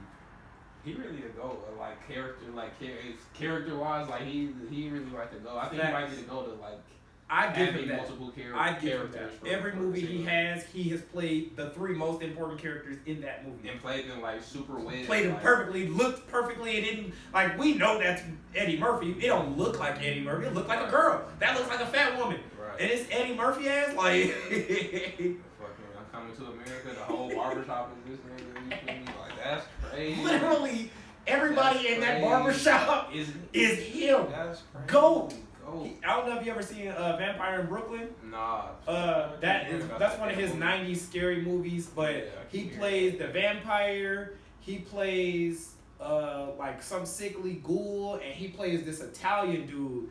And the vampire and the Italian dude end up crossing paths, and you don't know that that's Eddie Murphy until you get a good look at him. You're like, how did he do that? Like, and I was a little kid watching that, so just like what you said, like he is playing them perfectly.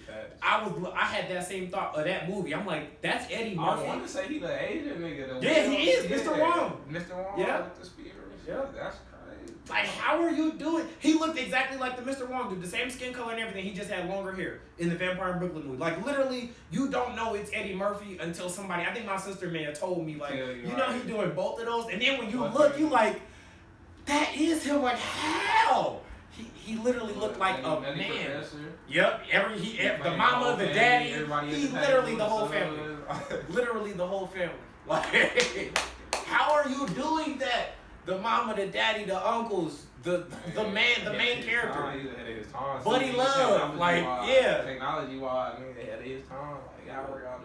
He was Buddy Love. How do you do that though? I have no clue. I've seen like you gotta do each character individually. Yeah, obviously. I've like, seen just acting like you talking to them. I don't get how they do it so perfectly. I've seen some videos like YouTubers do it, but it's obvious that it's like a cut. It's cut and it's They make it literally look like there are 5 Eddie Murphys at the same time. Yeah, at the same time. so I'm not sure how they do that shit. Like you gotta do your lines perfectly. Yeah. You talking to yourself, talking to yourself. You gotta do your lines. Right. The timing has to be perfect.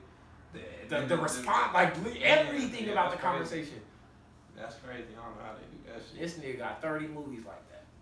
Right. That's just bad. What? That's just bad.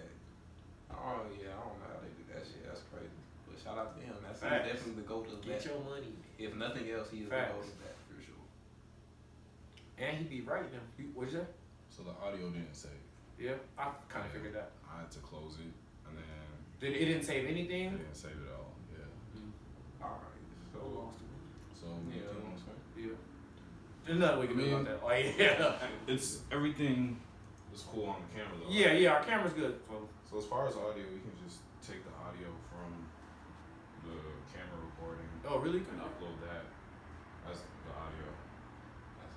How do you do that? Yeah, I was gonna say, how do you do that? Do I need to send you the video? Yeah, just send me the video. How? Like, cause it's too big to send. Use the shit that I was using this in the. Oh yeah. I forget what it's called. WeTransfer. Yeah.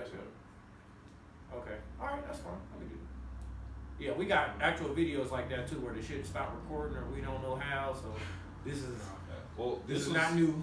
This is just because for some reason my laptop got uncharged, so it just shut off. And then when I opened it back up, like all the audio was there, but it messed it up. I couldn't hear anything. When I tried to play it back, so then I was like, all right, let me see if I close it out and go back into it. Right. And then it just didn't save. So Yeah, fuck it. Y'all wanna continue? I mean, we're pretty much done. If y'all wanna continue, we probably only have 5-10 minutes. Unless y'all got something more y'all wanna discuss. Yeah, we gotta close it out and shit at least. Yeah. So, yeah, I don't got no topics. Yeah. Joe Rogan stuff is kind of over, right? Yeah. We can talk about that. We can talk about Joe Rogan. What we talk about? Just so I got kind of. I mean, has anything new happened? Little idea. His contract. We didn't remember the details on his contract, but we've already discussed that in person.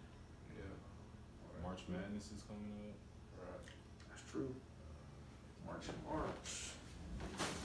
And if you want to get your financial topic up, you can too. Cause I think we recorded an hour and 4 or something. Right.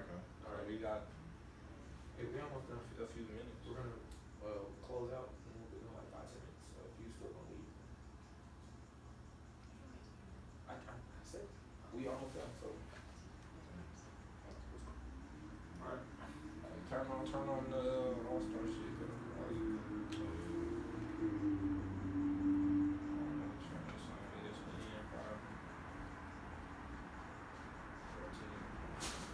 We just got the motor. I don't even think we finished setting that thing up. Let's see. Yep. Trying to hurry up and set it up.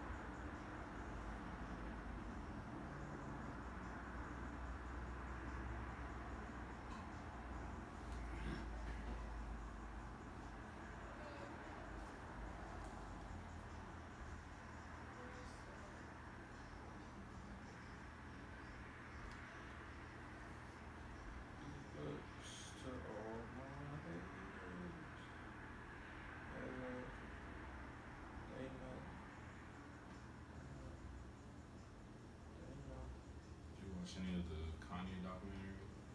I started. I've heard about it. Sorry. I didn't see. Only got like 20-30 minutes so far. I heard him say something about. I saw a little clip where he said he feel like he got a gun in Chicago on his back. He's like, I don't see how I could lose. Yeah. And he looks super young in the face, so it's cool to see old stuff like that. Cause I guess a fan of him would be super in tune with videos like that. I only know him as Kanye as that we know, so it's cool to see videos like when he was still just a producer and still trying to make a name for himself. That he literally had the same mindset that he does right now. He has always been this. He just didn't have the platform for it. I think that's dope. That man been consistent. Call him crazy, whatever. But he consistent. Like, hey, that's him. But, so I think that's, hey, you gotta live with that. But yeah, in regards to the finance situation, so we was talking about the Federal Reserve raising interest rates. So basically, they make it harder for people to pay back their debts. Like the debt is tied to an interest rate debt. Yeah. Probably officially Huh? began. Yeah. It's gonna blend conversationally, so I know exactly where to cut it out. So it's not like obvious. Yeah.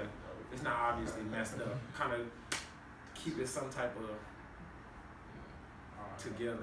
But yeah. So basically, they just kind of making it harder to pay back debt, and the problem is that like consumers are drowning in debt, businesses drowning in debt, the government is drowning in debt, and our bank is saying we're gonna make it harder to pay back debt. Like that doesn't really have good consequences. You know, like there's bad things that come from that, and they think that it's good. So that was pretty much all I had to do was just like, hey, be expecting that, because they expecting to raise them in March, and so they talk about raising them in certain increments. Usually they raise them in 25% increments, so 4 raises equals 1%. Now they're talking about, out of necessity, kind of raising it either 1% outright or 2% outright, which would kind of scare like a stock market. The stock market, there would be something bad happening if they were to make a significant move like that. Go ahead. I was about to say that's not even. I wouldn't even say that's like unusual in recent times. Yeah. But I don't know if that's unusual. Moving more than 25. Yeah. Well, they haven't raised interest rates more than 25% since 2000. 2008 or 2000. Yeah, 2000. Oh shit. They've dropped rates that much. They got rates up to like 5 or 6% in 2008 and cut them down to 0. Okay. Didn't raise them again until December 2015. Didn't raise them again until December 2016 after that.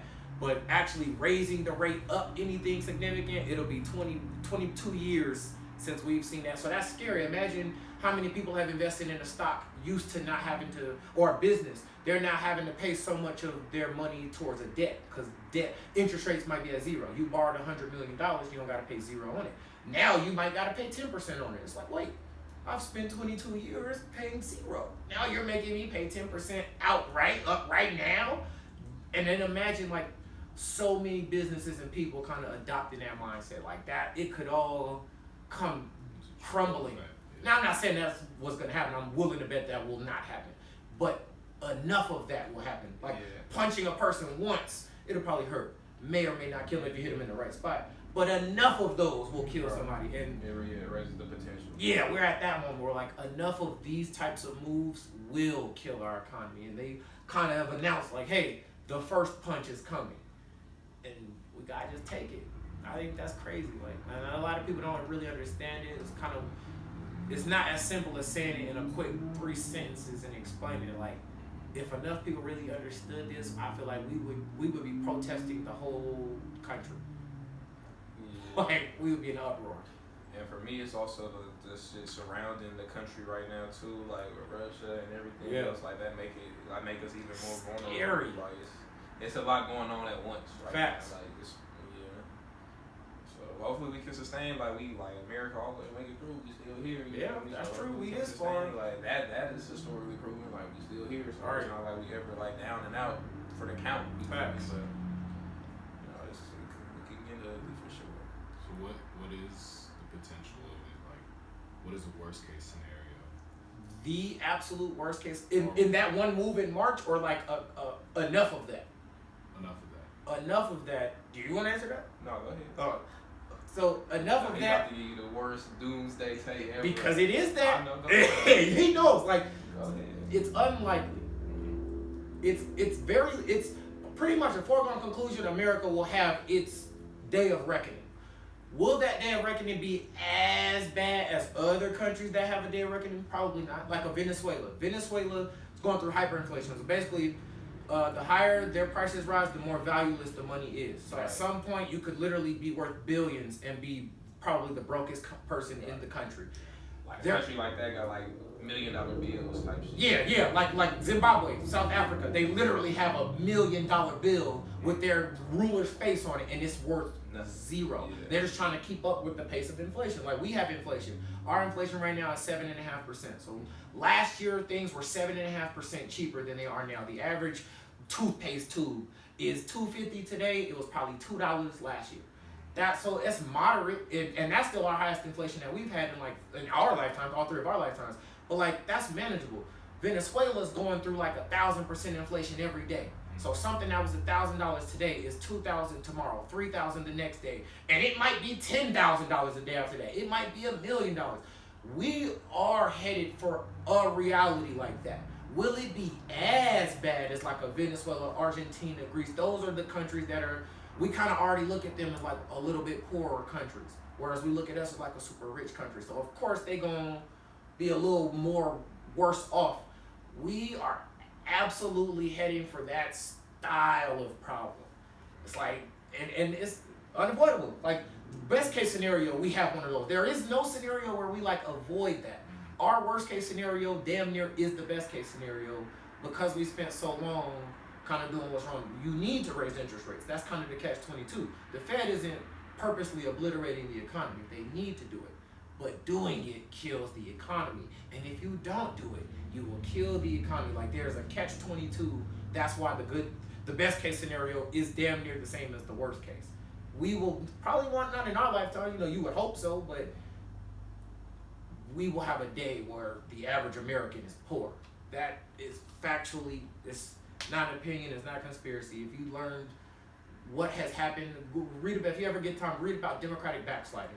It'll break down why democracy kind of disintegrates internally, and you'll kind of understand it's like meant to happen. Like structurally, when we elect the presidents and we elect senators, like it gets that deep. The fact that we're doing those things allows loopholes to where they make certain costly decisions, and if you like see it in a mind map like on paper, you'll be like, wow, it's literally meant to happen. And it's kind of fucked up. Like, man. Yeah, I'm not quite as pessimistic as him. You feel me? Like I see the. When you're done, no, say what you gotta say. But when you're done, can I ask you why? Yeah, I'm gonna say probably. Okay, yeah, go ahead. Probably answer your question. Like, that can't happen. Like, I'm not like that can't happen. I'm not like that, but I'm less pessimistic in that I think, like the Federal Reserve itself is not. I don't feel like the Federal Reserve is inherently evil, and I'm not necessarily saying that he thinks that. I think that. I was gonna say it comes off like that. I don't think that they are inherently. I know that he does. I don't believe that the Federal Reserve is inherently. That's so funny. I know he does. I wasn't gonna be the one to. That's funny to hear you say that. They are not. You feel me? I think they have. I'm not gonna say our best interest at heart, but they got. If nothing else, they have their own best interest at heart. Like it just got passed today that members of the Fed can't invest in personal stocks and shit like that. But so they have personal interests in the economy doing well. So I don't think that they are like trying to like destroy us. You feel me? Like in the course of their actions, can we or will we be hurt? Have we been hurt at times? Yes. But I don't think that they're like making it a point like we're going to destroy the average American for ourselves or whatever we think their driving factor for that would be. So I think that in the event that we're heading towards that, somewhere along the line, we are heading towards that, but somewhere along the line, I just feel like we have enough brains and just the wherewithal to divert such a disaster in some way. I don't know exactly what. It's gonna be unconventional. Like this is like it's not something that you could just look up in the history book and see. It's gonna be unconventional. But I just don't see that. I don't see those people letting the economy like crumble to a point where we're now Venezuela. I agree with everything he said. And one more thing, we have things in place that prevent that kind of like us being the reserve currency. That how do I want to say it? It's like leverage. It's like leverage, yeah. It's like leverage. It keeps us from really being, and we have things going on with China that's kind of like unwounding us being the reserve currency. Right. But for the time being, we are still that. Right. So, it's harder for us to be in Venezuela. Is all. So I do have a question for you. So you said like this is inevitable, like no matter what we do. Mm-hmm. Is that from like historical, like? It's from world history and American history as well. Okay. So I'm gonna go back to that, but I'll also answer him. Again, I do think the Federal Reserve is corrupt. Let me tell you why. How was the Federal Reserve created? Go back to 1907. Just Google this. Assume everything I say is a lie and research it. In 1907, all the rich people in America, all the big banks, J.P. Morgan, all them, they purposely caused the financial crisis in 1907. Google it. It's called the Panic of 1907. It lasted until 1910. Why was this panic created? It was created because for the past like 30 to 40 years, the government had been trying to convince Americans that we needed a central bank. They kept, the central bankers are the Federal Reserve. If you read your money, it says a Federal Reserve note. It's technically not a dollar bill. It's a Federal Reserve note. Right. Two different things, technically speaking.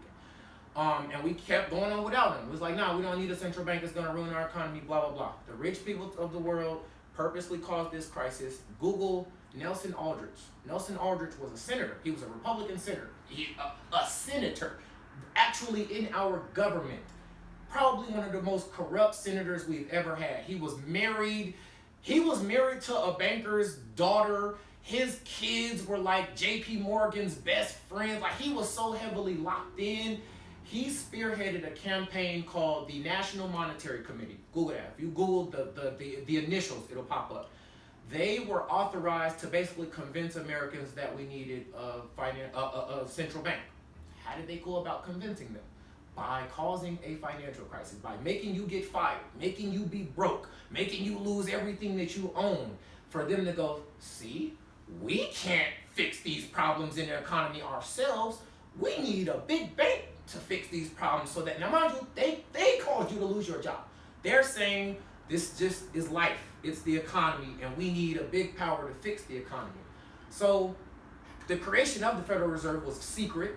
The second to last slave ship that ever sailed in America was at a place called Jekyll Island. Jekyll Island is a plantation, former plantation. It's also a hotel for rich people. They secretly travel. It's like 12 of them. Bunch of rich people, even Germans. They all traveled to this secret location and basically mapped out the global financial system secretly. We can get into whether it worked or not, but the fact that it was secret shows that there's ulterior motive there. Everything that they designed was for them. It was not for the citizen. It was for the bank. Every decision that gets made is meant to protect them and their wealth, not us. That's one aspect of why I feel like they're inherently evil or corrupt, because at its core, at its inception, it was not for us. In 1902, 1907, like your great-great-great-grandmother would have been alive or something like that. Imagine all of our like great relatives being like, fuck that. We don't want that. We are running from it. Our founding fathers were against democracy. The fact that we have a democracy today is crazy. You will not find any founding father in support of a democracy. Why? Why did they tell us that was what they wanted, right? Same thing with banks. They told us that we wanted something that we did not want. We didn't ask for a central bank, but they forced it upon us. Whatever, I'll leave that there. Going back to kind of, do they have our best interest at heart day-to-day basis?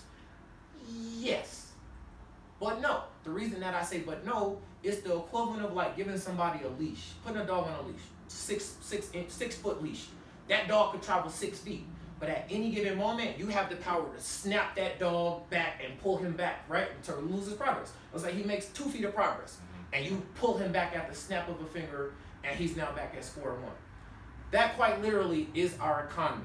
If you think about why are black people so poor, why are white people so rich? We could break that down and look at, black people live in poor neighborhoods and then they got nothing but drugs and gang.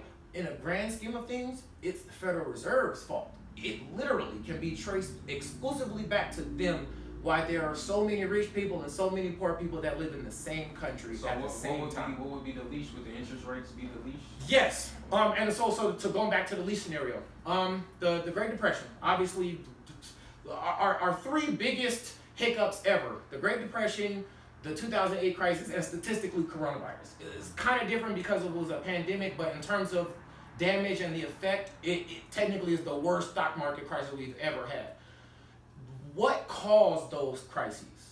The Federal Reserve, exclusively. Not people, not business. The Federal Reserve created a video game, gave everybody the video game for them to play, and at the end of the video game kills you. Are you gonna be mad at yourself for playing the game, or are you gonna be mad at the nigga that gave you the game without telling you, at the end of this game, you're gonna die, right? So to make that make sense, they allow us to do a lot of dickhead shit.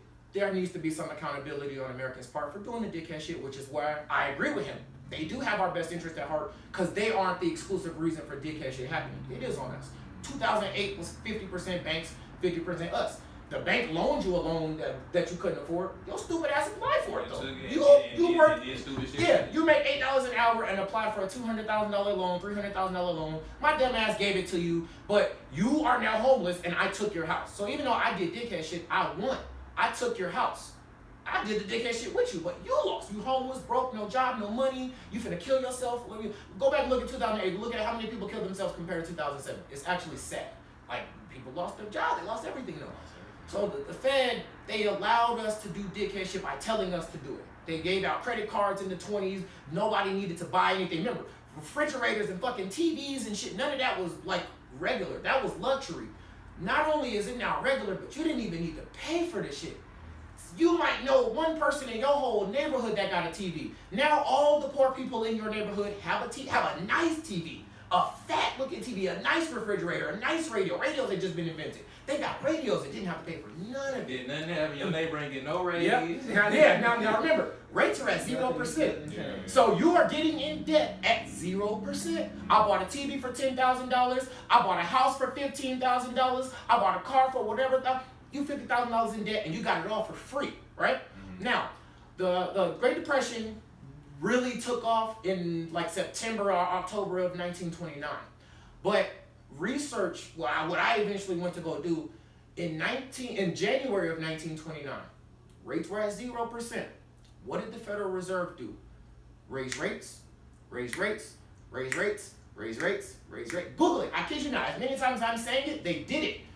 Rates are at 0. You are paying 0%. Like you in $50,000 debt. You is 0%. January, raise rates, raise rates, raise rates, raise rates, raise rates, raise rates. By September and October, you literally are paying 12%, 15% on something you were just paying 0% on. So when you think about how fast they were raising rates, there's supposed to be a stock market crash when you raise rates. It's called a bubble popping. If you've ever heard it, anything out like they popped the bubble. The bubble is exorbitant growing market that shouldn't exist, full of bullshit money and trades that shouldn't happen because the Fed let them happen. Now they're raising rates. Now everybody that's in debt has to pay a lot of money on the debt that the Fed told them and allowed them to accumulate. Right. That rapid rising of rates is always going to cause an economic crisis. That's proven in the point that at the end of the 90s, we had all of Asia was going through a really bad stock market crisis. Russia was fucked up. It was so bad, we got fucked up. It didn't have nothing to do with us. And it got so bad, so global, it popped up into us. What did the late 90s accumulate into? The dot-com bubble crashing, which was 2000. People thought the world was going to end in 2000 just because it was the year 2000. But also there was a stock market crash. From the late 90s, there was a big decision. I ain't going to bore you. There was a very, very, very big financial decision in 1999 that made banks get even more encouraged to do even more dickhead shit with even more money. What did the Fed do to respond to that? From 98 to 2000, raise rates, raise rates. So to put that in perspective, for the whole 20s, they didn't raise rates at all. The rates have been at 0 from 1920 to 1929. Shit get bad in January 29, raise. You went 10 years not doing anything. Same thing with the 90s. You go 10 years not doing anything. You're not raising rates at all. You're lowering rates. You're making it even easier for people to get in debt. But then when you feel like they've gotten in too much debt, now in 6 months, you're gonna raise. But you went 10 years. I'm accumulating debt for 10 years. Ain't nobody said nothing to me. Somebody randomly come knocking on my door saying I need to pay back 5 times the principal. Right. Now what are you gonna do? Now you have to sell your car. You have to sell whatever you can because you can't pay that debt, right? Now imagine if you were a business who has to pay back debt. Now you have to fire people. It's not just let me sell my car. I have to sell my people. Like, and to make an analogy, like I gotta sell my assets. Now you are downsizing your company. You're getting rid of resources. You gotta close a whole location. Remember when we going to Tucson, that DoubleTree we stayed at, when we realized that Toys R Us had closed one day, we were like, whoa. Yeah. Remember like a couple years ago, Toys R Us? Yeah. This was no pandemic. This was like in 2018. Yeah. That shit just closed. We were like, whoa, that's crazy. That's such a household name, just gone. Man, right. So when you think about why, now them probably a little more detailed than the Fed, but the point is The Fed has the power to put you in a very uncomfortable position at any point. Right. And they have the power to do that to businesses. So in a financial crisis, that's when the damage really gets done. But what's causing that crisis? Them. They're not accidentally raising rates. They're purposely going, we haven't raised rates in 10 years. We're going to raise them 5 times in 5 months. Well, how can you do anything thinking that makes sense? Like, that's so obvious. That's like me shooting you in the face, but thinking that there was you genuinely convinced I had good intent behind that. How? I shot you in the face. There is no way you're convinced that I have your best interest at heart. That's like the Fed raising rates so many times. Like, you can't possibly have my best interest at heart when you do things like that. It's so bad because of what it does. If I go 10 years though, first to your point first, and those are accurate times. I'm not speaking in hyperbole. To Literally this going point, 10 years. first, I want to say that if you do look up like the amount of personal debt in America right now, it is larger than it's at an all-time high. Multiple times larger than it's ever been. So in the event that they do raise rates to an astronomical degree, you feel me? It would be like the worst. It has the potential to be the worst downturn that it's ever been. All-time high debt on a consumer level, on a business level, all and levels, government. Yep. The most in the world history. I don't mean most in. I mean we are the most indebted nation in global history. Yep. So do you think they're raising interest rates? Because the thing that's coming to my mind is like in sports, if you have like a microfracture in your leg or something, you have 2 options. You can either wait for it to heal, or the doctor can just break your shit, and that will speed up the healing process. Is that the same thing that they're doing with the economy? Okay, it's not, but it should be. The breaking of the leg should happen. The problem with that, as it pertains to what's really going on, that would mean killing the economy tomorrow. It should happen.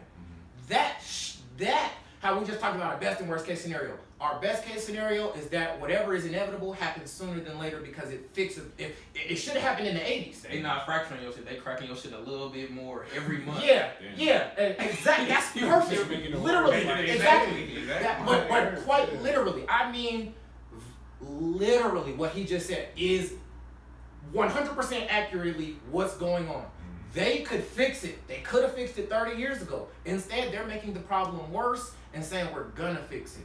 We're gonna fix it. When it gets to a point where we should fix it, that's when we're gonna fix it. But there's never a point that they feel like we should fix it. That's proven in the fact that the Federal Reserve, they're very contradictory. I was just telling Tiana this. I was telling her, we were talking about who's always right and who's always wrong. I said, you're like the Federal Reserve. I said, the Federal Reserve was created so that America stopped having... No, listen. If me and you were arguing about who's always right, listen to why it made sense. I said, the Federal Reserve was created to prevent bad shit happening in our economy, right? They're for no other reason. We are going to create ourselves so that bad financial shit stops happening in this economy. But factually, the worst financial crises that have ever happened in this economy happened after the creation of the Federal Reserve. The Fed also, so you're literally not doing your job, right? If you're supposed to protect us and the worst of shit is happening. So how I tied this back into her and the Fed, I said the Fed, they do a report every month where they talk about, like, this is what we think is going on with the economy. I said, you realize, like, every single month, the Fed has never acknowledged it was wrong. Yeah. If the worst shit that's ever happened, now I'm not making it back to her. I wasn't saying that she is, like, causing financial crisis or causing bad shit. It was just, both of us always feel like we're right. Somebody has to be fucking wrong. And so, like, with the Fed, it's like, I hear from you every month. All the bad shit I done heard from you since 1913, you ain't ever said, my bad, this was our fault. To play devil's advocate, I'm not saying I disagree, I just want to play devil's advocate.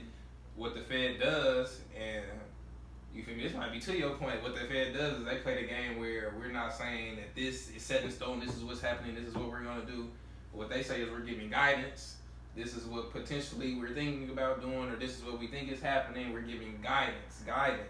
And how we change our guidance every meeting. Yes. Change it immediately after saying it. So it's like, oh, I'm gonna do this, and then do the exact opposite of what you just said you're gonna do. So now you're operating like I'm gonna do that, right? You're living your life like, oh, I don't go get no food. I'm gonna go get food. So you gonna just go get food, and then I come home and you ain't got no fucking food. Right. Now you're starving and hungry. Right? That was guidance. I said don't do that, and then I did the exact opposite of what I said. So now you're hungry. Now you're mad and you're hungry and you have an attitude. That's the financial crisis. Who caused it? told you not to go get no food. The Fed literally, when they make rates 0%, they're literally telling you to not save money. Because if you save money at 5%, you're making 5% on your money. But if rates are at 0, the Fed is literally telling you don't save your money, spend it. You will get more satisfaction out of spending your money than you will saving it because you ain't making shit saving it. Why save $100 in a savings account at 0%? You're gonna end up with $100. Or would you rather $100 in a savings account with 10%? The 10% of course sounds better. So when the Fed keeps rates at 0, they're telling you don't even think about saving your money, even though you probably should. The average American don't got $500 for an expense right now. You know the average fucking deductible in healthcare is $5,000, $6,000. The average American don't even got $500. Why is the Federal Reserve telling you not to save money when you obviously fucking need it? Like, you get what I'm saying? Like those types of decisions, like I'm saying, you can't possibly have my best interest at heart when you're making decisions like that. We're the most indebted country on fucking earth. Healthcare costs more here than it costs factually anywhere on earth. We are factually the brokest people on earth. And you are telling us not to save our money at all? That literally, I mean, that is not it is literally being communicated. It's also called, so another word for the guidance, it's also called inflation expectations. We expect a certain level of rising prices relative to what the Fed says. So if the Fed says we're gonna do X, Y, Z so that prices ain't raising so crazy, we're gonna think, oh shit, they finna try to lower prices. Ooh, now prices are 8% higher than they were last year. So obviously they're doing something wrong. You're either severely wrong and not apologizing for it, or you're lying. Only those two things, one of those two things will be true. You're wrong and just didn't say sorry, or you're lying. Now these are the smartest people on fucking earth. Do you really think they're wrong? The smartest people on earth, not some of. The people that know currencies and economics and math and computers more than anybody else on earth. They are all in the same fucking room. Even if one of them's wrong, you don't think somebody else is smart enough to go, hey, that's wrong, or everybody in the room is genuinely convinced that they're right. No, the niggas is lying. True, which is the corruption. Yep. You get what I'm saying? Like I agree with that, but that's why. It's not that I think that they're like in a room going, how can we be evil today? But the decisions that all y'all made, I can't possibly be wrong in concluding that this was intentional. You intentionally caused the financial crisis, proven in the fact we only have financial crises after the Fed has lowered rates to 0, left them there for a very long time, and then ran them back up in a short period of time. That's a fact. Right. Every financial crisis we've ever had literally followed that order. Why? It didn't follow you dicking your money off and losing your job. The crisis didn't start with that. It started with them making decisions for you, telling you you're not going to save your money, telling you you're not going to do X, Y, Z, and now you have to. Why save your money if it's not feasible? Right? Like they're kind of thinking for you. And them thinking for you only works well for them. Because, I was going to say, even in the financial crisis, you think about how it's resolved. How do you think the Federal Reserve resolves the financial crisis? If they're not out to get us, you want to know how they resolve it? This is literally, factually true. They have 0 money, the government has 0 money. Well, if the bank has 0 money and the government has 0 money in a country, who has to have the money? The people, right? Mathematically, it has to be them. Go back to 2008. Literally trillions of dollars was taken from your mama, my mama, his mom. We were 12. All our working siblings, whatever. The Fed literally took that money, walked right into the doors of the big banks that are corrupt, that we know are corrupt. They are purposely killing this economy. Gave them the money and said, fix the problem. If that's not corruption, what is? I mean, that's not my opinion. Literally, that's what happened in 2020. It's what happened in 2008. It's what happened in 2000. It's what happened in 1930s. Like, that's how they handle situations. How can I look at you and say you have my best interest at heart when not only are you creating an environment for me to be fucked up, but you solved that fuck up by stealing from me? That's how you fix the problem. I broke your legs and then stole your money. But I have your best interest. There's no way. And I want you to think, this is a quick kind of run through. If I really was to show you shit that I've read to like really piece together all of my feelings about the Federal Reserve, I think you come to the same conclusion. I think you would too. If we really like talked about it, it's like I can't feel like yeah, it is. But that's what I'm saying. If I gave you enough information from my perspective, I could argue what you're saying, like just to play devil's advocate, but we probably ain't got to do that for just the sake of time. I would love to do that though, not to argue, but to really like understand why people feel the way they feel. Just like going back to the reserve currency. That's a good, having the reserve currency is the only reason we haven't yet had the end of America. That basically means our currency is so popular that the whole world uses it. It's pretty much all it means. But what the flip side to that, how he said, oh, we do have that reserve. Well, that can be effortlessly taken away. Proven in the fact that, did America always have the reserve currency? No. Somebody had that shit before us. Well, what happened? War. Who had it before? It was the UK, Great Britain, all them. They had the reserve currency. They were running shit from the 1800s to 1944.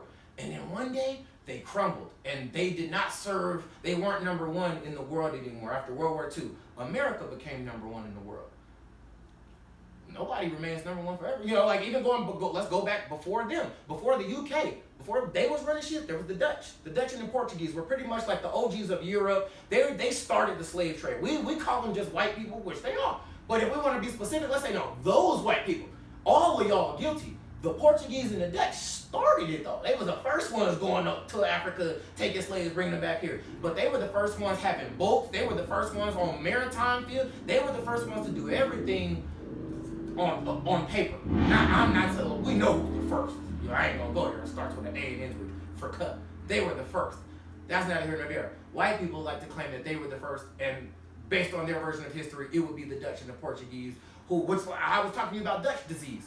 Dutch disease is where that you work so hard to do something that once you finally get there, you kind of just want to chill and relax. The reason it's called Dutch disease is because the Dutch were the first people they had a reserve currency. They traveled the world, they stealing shit, they ransacking shit, but then they left their currency there. Imagine us going to a random country and we fuck everything up, but then we leave our money there because that's how we bought this shit. We gonna buy something. But now the people that live there are gonna be like, well shit, these niggas came through and took everything else. I guess this is our money now. Now we're gonna have to start using this. Hey, I'll sell you this for that. Now that's literally how something becomes a reserve currency, by you not minding your fucking business and forcing other countries to do it. Dutch had that. They thought shit was sweet. They thought they'd remain on top forever, and then they crumbled. When the Dutch went down, who came up? The UK, Britain, all them niggas. Then they rose to power. And then when they started being on the verge of going down, Germany rose. That's what caused World War I and World War II, was Germany's rise to power. You see how it's a bunch of European powers rising and falling, rising and falling. The point is, somebody gotta fucking fall. We are gonna fall. So yeah, we got the reserve currency today. We aren't in any position to dictate how long we're gonna have it. In 1944, we were the only people. We could say, hey, y'all gonna use this currency until we say otherwise. Today, we don't have any of that power. We don't have any of the leeway, the resources, none of that, the military might, because like we do physically, but war is not gonna happen physically. China not finna just clash. It's gonna be drones, stuff that you're not seeing. So we don't have the power that we thought we did, and that's where people don't necessarily acknowledge like the fragility of all of this. One thing needs to, one domino could end all of this. Quite literally. It's actually what happened, because that's how people fall. I'll just say, keep it in perspective. Don't be so pessimistic. Keep it in perspective. It's not like none of them countries you just named, it's not like they ended. It's not like UK is terrible, Germany is terrible, or none of that. But that's not true. Germany is fucked up. None of those countries ever recovered. They're all average. I mean recover meaning like none of them are third world countries doing terrible. Like it's just a perspective thing. Like it's only gonna be one superpower, one reserve currency. So are they as prosperous? Well, no, there could be multiple reserve currencies. Are they as prosperous as us? No, but none of those countries are like doing bad, like in shambles right now today. I disagree. Which country is in shambles? Japan. You just said. UK, Japan is going through the same thing as those countries, though. When was Japan the reserve currency? You didn't give me the chance to speak on Japan. You said that none of those countries are in that position. You didn't give me the chance to speak on it. Don't get mad I didn't say it when you didn't give me the chance to say it. I just made one point. Okay, I'll respond to that then. Japan is as fucked up as all of those countries. You can Google it. Japan's economy has not grown since the 80s. You've either made or lost the same amount of money. The people who lost jobs in the 80s statistically have not yet found new jobs. The people who had X amount of money don't have anywhere close to that today. Google it. It's called the lost decade of Japan, and the irony is that it's not a decade. It has been going on since the 80s. They call it a lost decade because initially they thought it would be a decade. Japan was the most prosperous country in the world in 1982. They were first, ahead of America in 1982. America on the other side was actually the richest country in the world. Japan was like the manufacturing hub. So they were good. Yeah. Between 1982 and 1984, America went from the richest country in the world to the most poor, to the most indebted country in global history. You can Google it. This happened in a span of 2 years, from 1982 to 1984. You wanna know how they did that? They went to Japan and borrowed pretty much all the money that they possibly could fucking borrow from Japan. That was in 1984. By 1985, there's something called the Plaza Accord. They signed this deal with Japan, which pretty much guaranteed that Japan's economy would be fucked up forever because of the loans and the money that was being spent. There was no other way that you'd be able to pay these loans back without you. Everybody that lives in your country needs to give up all the money that it owns to us. Of course you're gonna be broke, right? So then in 1987, we realized like, oh shit, we just obliterated Japan's fucking economy. We have something called the Louvre Accord, Louvre Accord. That was in 1987. We basically tried to undo the shit we did in 1985 to try to get back to the place where we were in 82 to 84, where we went from rich to literally broke. Japan, since then, their economy has been going like this since then, crashing. We could be headed. That's really what we're headed for. So I agree with him when he said we might not be as bad as Venezuela, but like I said, those countries were already a little bit more poor. But this is not exclusive to poor countries. The richest of countries can have this happen. Germany in the 20s was the richest. Germany, factually, Google it. Germany had the #1 most used currency in the whole world in the 20s. They also went through one of the worst hyperinflations in the 20s. The economy, as good as it ever got as bad as it ever got, and it never recovered to as good as it got. They're not all poor now. They never got back to what they were accustomed to though. So if I'm a 50-year-old person who can remember what life used to be like, and it's nowhere near that now, then I can firmly feel like, yeah, we're not where we used to be. We'll be in that position. There will be a day where you won't see as many Sinclair gas stations. You might not ever see another 7-Eleven again. You know what I'm saying? Like, that's what I mean where we won't recover.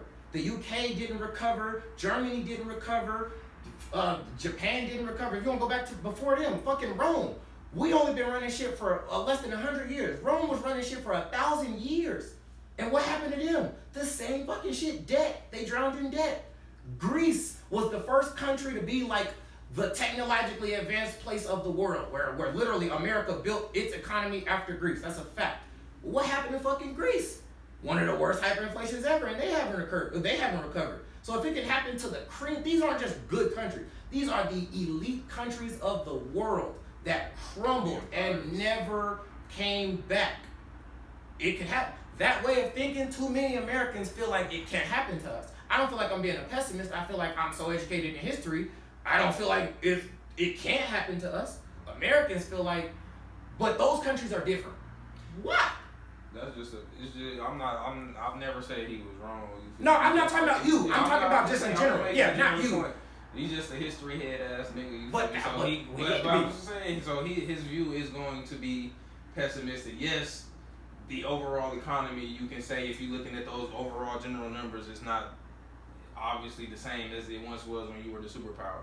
But overall, like, can you still make a way, make a living? Are there still rich people in these countries? Are there still people who are affluent in these countries? People who make a living in these countries and live good? Yes, like, if you want to have a straight pessimistic view, like, oh my God, it's not a Sinclair on every corner. Yeah, no, I didn't say everybody on earth will be broke. Oh my God, you feel me? There'll be a time where on average, the average person you see right now probably is. It's all about your financial literacy at the end of the day. If you got the mindset, like, it don't matter what the fuck the overall economy doing. If you got, like, you could say the economy doing bad now. If you are shaking and maneuvering and you feel me, you have the financial literacy to do what's right and make shit happen, you gonna be all right. Like, I just don't agree with I agree with what he's saying, you feel me, it's historically proven, you feel me, but I just don't agree with the mindset that it's doomsday, you feel me, but then again, I'm not looking at it from a whole country perspective, I'm looking at it as an individual, like, do I think it's gonna be the end of the world for me? No. Yeah. Like, overall for the economy, you can say it's bad, whatever, you feel me, like, is the world going to be over? No, like, you can still make a way, make some fucking money and do your thing, like, it's not, like, the end all be all. Yeah, that's a fact, I agree with that. Individually, optics, it'll be different. Like, could you still thrive and do well for your own self? Yeah, that's true. It could happen. But more people that you know will be worse off. That's what it looks like. It's not necessarily you will be experiencing the worst of life, but when you walk outside your door, you'll encounter way more people who are. That's what I mean by like everything becomes kind of different. Sure, if I'm able to walk out okay, you know, I can have that peace of mind. But if one of my favorite neighbors, they're now homeless. My grandma, she's homeless, like on the street. In the 30s, almost half of people were unemployed. Like literally like unemployed. COVID, we saw pretty much the whole damn world, but that was because of a pandemic. Imagine the 30s just being so fucking bad that half the world is just homeless. Bread lines, like literally dying of starvation on the street. We don't see shit like that, so we don't think it's real. We don't think of how real that is. They were rationing food in your mom's lifetime. In the 70s, we were rationing gas. Life got that bad. It was illegal to get gas on certain, like that type of shit. Like you get what I'm saying? Like in terms of like a quality of life. What is your license plate end in? A 1 or a fucking 2? Like an even or odd number? Do you know? Imagine fucking needing to know some shit like that because you can't go to a certain place if their license plate has that. Like, it's the extremes that make life just different. Just like how we always talk about how the government mandates shit and shit that's not supposed to be mandated. Yeah, my own life, day to day is fine, but some of the freedoms and liberties that I'm accustomed to enjoying, I now can't. And it is now a norm that I can't enjoy those things. So that's what I mean. You'll live. You feel me? You probably won't be broke and homeless. Will there be a whole lot more people that currently are not that will? Yes. Will there be shit that you remember that doesn't? Buildings will get torn down that don't exist at a more rapid rate than you see now. Businesses will close down at a more rapid rate than what you see now. So shit like almost gets erased from memory out of necessity. That's more so what I'm talking about. Like in a doomsday scenario, like the shit that you know won't exist the way you know it. That's true. You might be able to still make a way and kind of rise out of it, but you were used to kind of the world ticking this way. It's gonna start ticking that way. Life goes on at the end of the day. Always, but it don't always go in the way we intend. Man, who gives a fuck? It's up to God. You feel me? Like whatever the if we gonna go there, then the Federal Reserve is under God. They still doing hella bad shit to me. Whatever the situation is, like you gotta maneuver. Like it's not ain't no point in sitting here being, oh my God, it's gonna be. Yeah, that's a fact. Ain't nobody sitting here being, oh my God. You still gotta educate yourself on what's possible though. That's how you move correct. How can you move correctly if you don't know how to move correctly? I gotta know what the fuck is up for me to know how to move, where to maneuver. The point of maneuvering is literally avoiding something. If there's a punch coming, you gotta maneuver around that shit. So let's stick with that word. Maneuvering literally means to be aware, to be prepared. We ain't never had a COVID pandemic or nothing like that before. Niggas still, no history involved. They still people who figure out a way to maneuver. That's a fact. And become billionaires during that time period. Like whatever the circumstances bring, you feel me? You just gotta maneuver. You gotta keep learning. You gonna always be learning. Like you gotta keep learning, keep moving, regardless of whatever going on, dog. But yeah, what else? Anything else? What we closing out?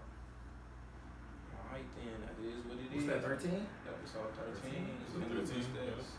Man, I feel we was just on 10. Yeah, no. I remember 11 and 12, but I feel like last time my brain could remember saying a number. 10. Like, damn. Oh yeah, Family Footsteps, man. Check us out everywhere. YouTube, audio platforms, whatever your taste, whatever your preference. I'm Darius. The original Weasel. Melly J. Alright then. We out of here, man. Until next week. Please.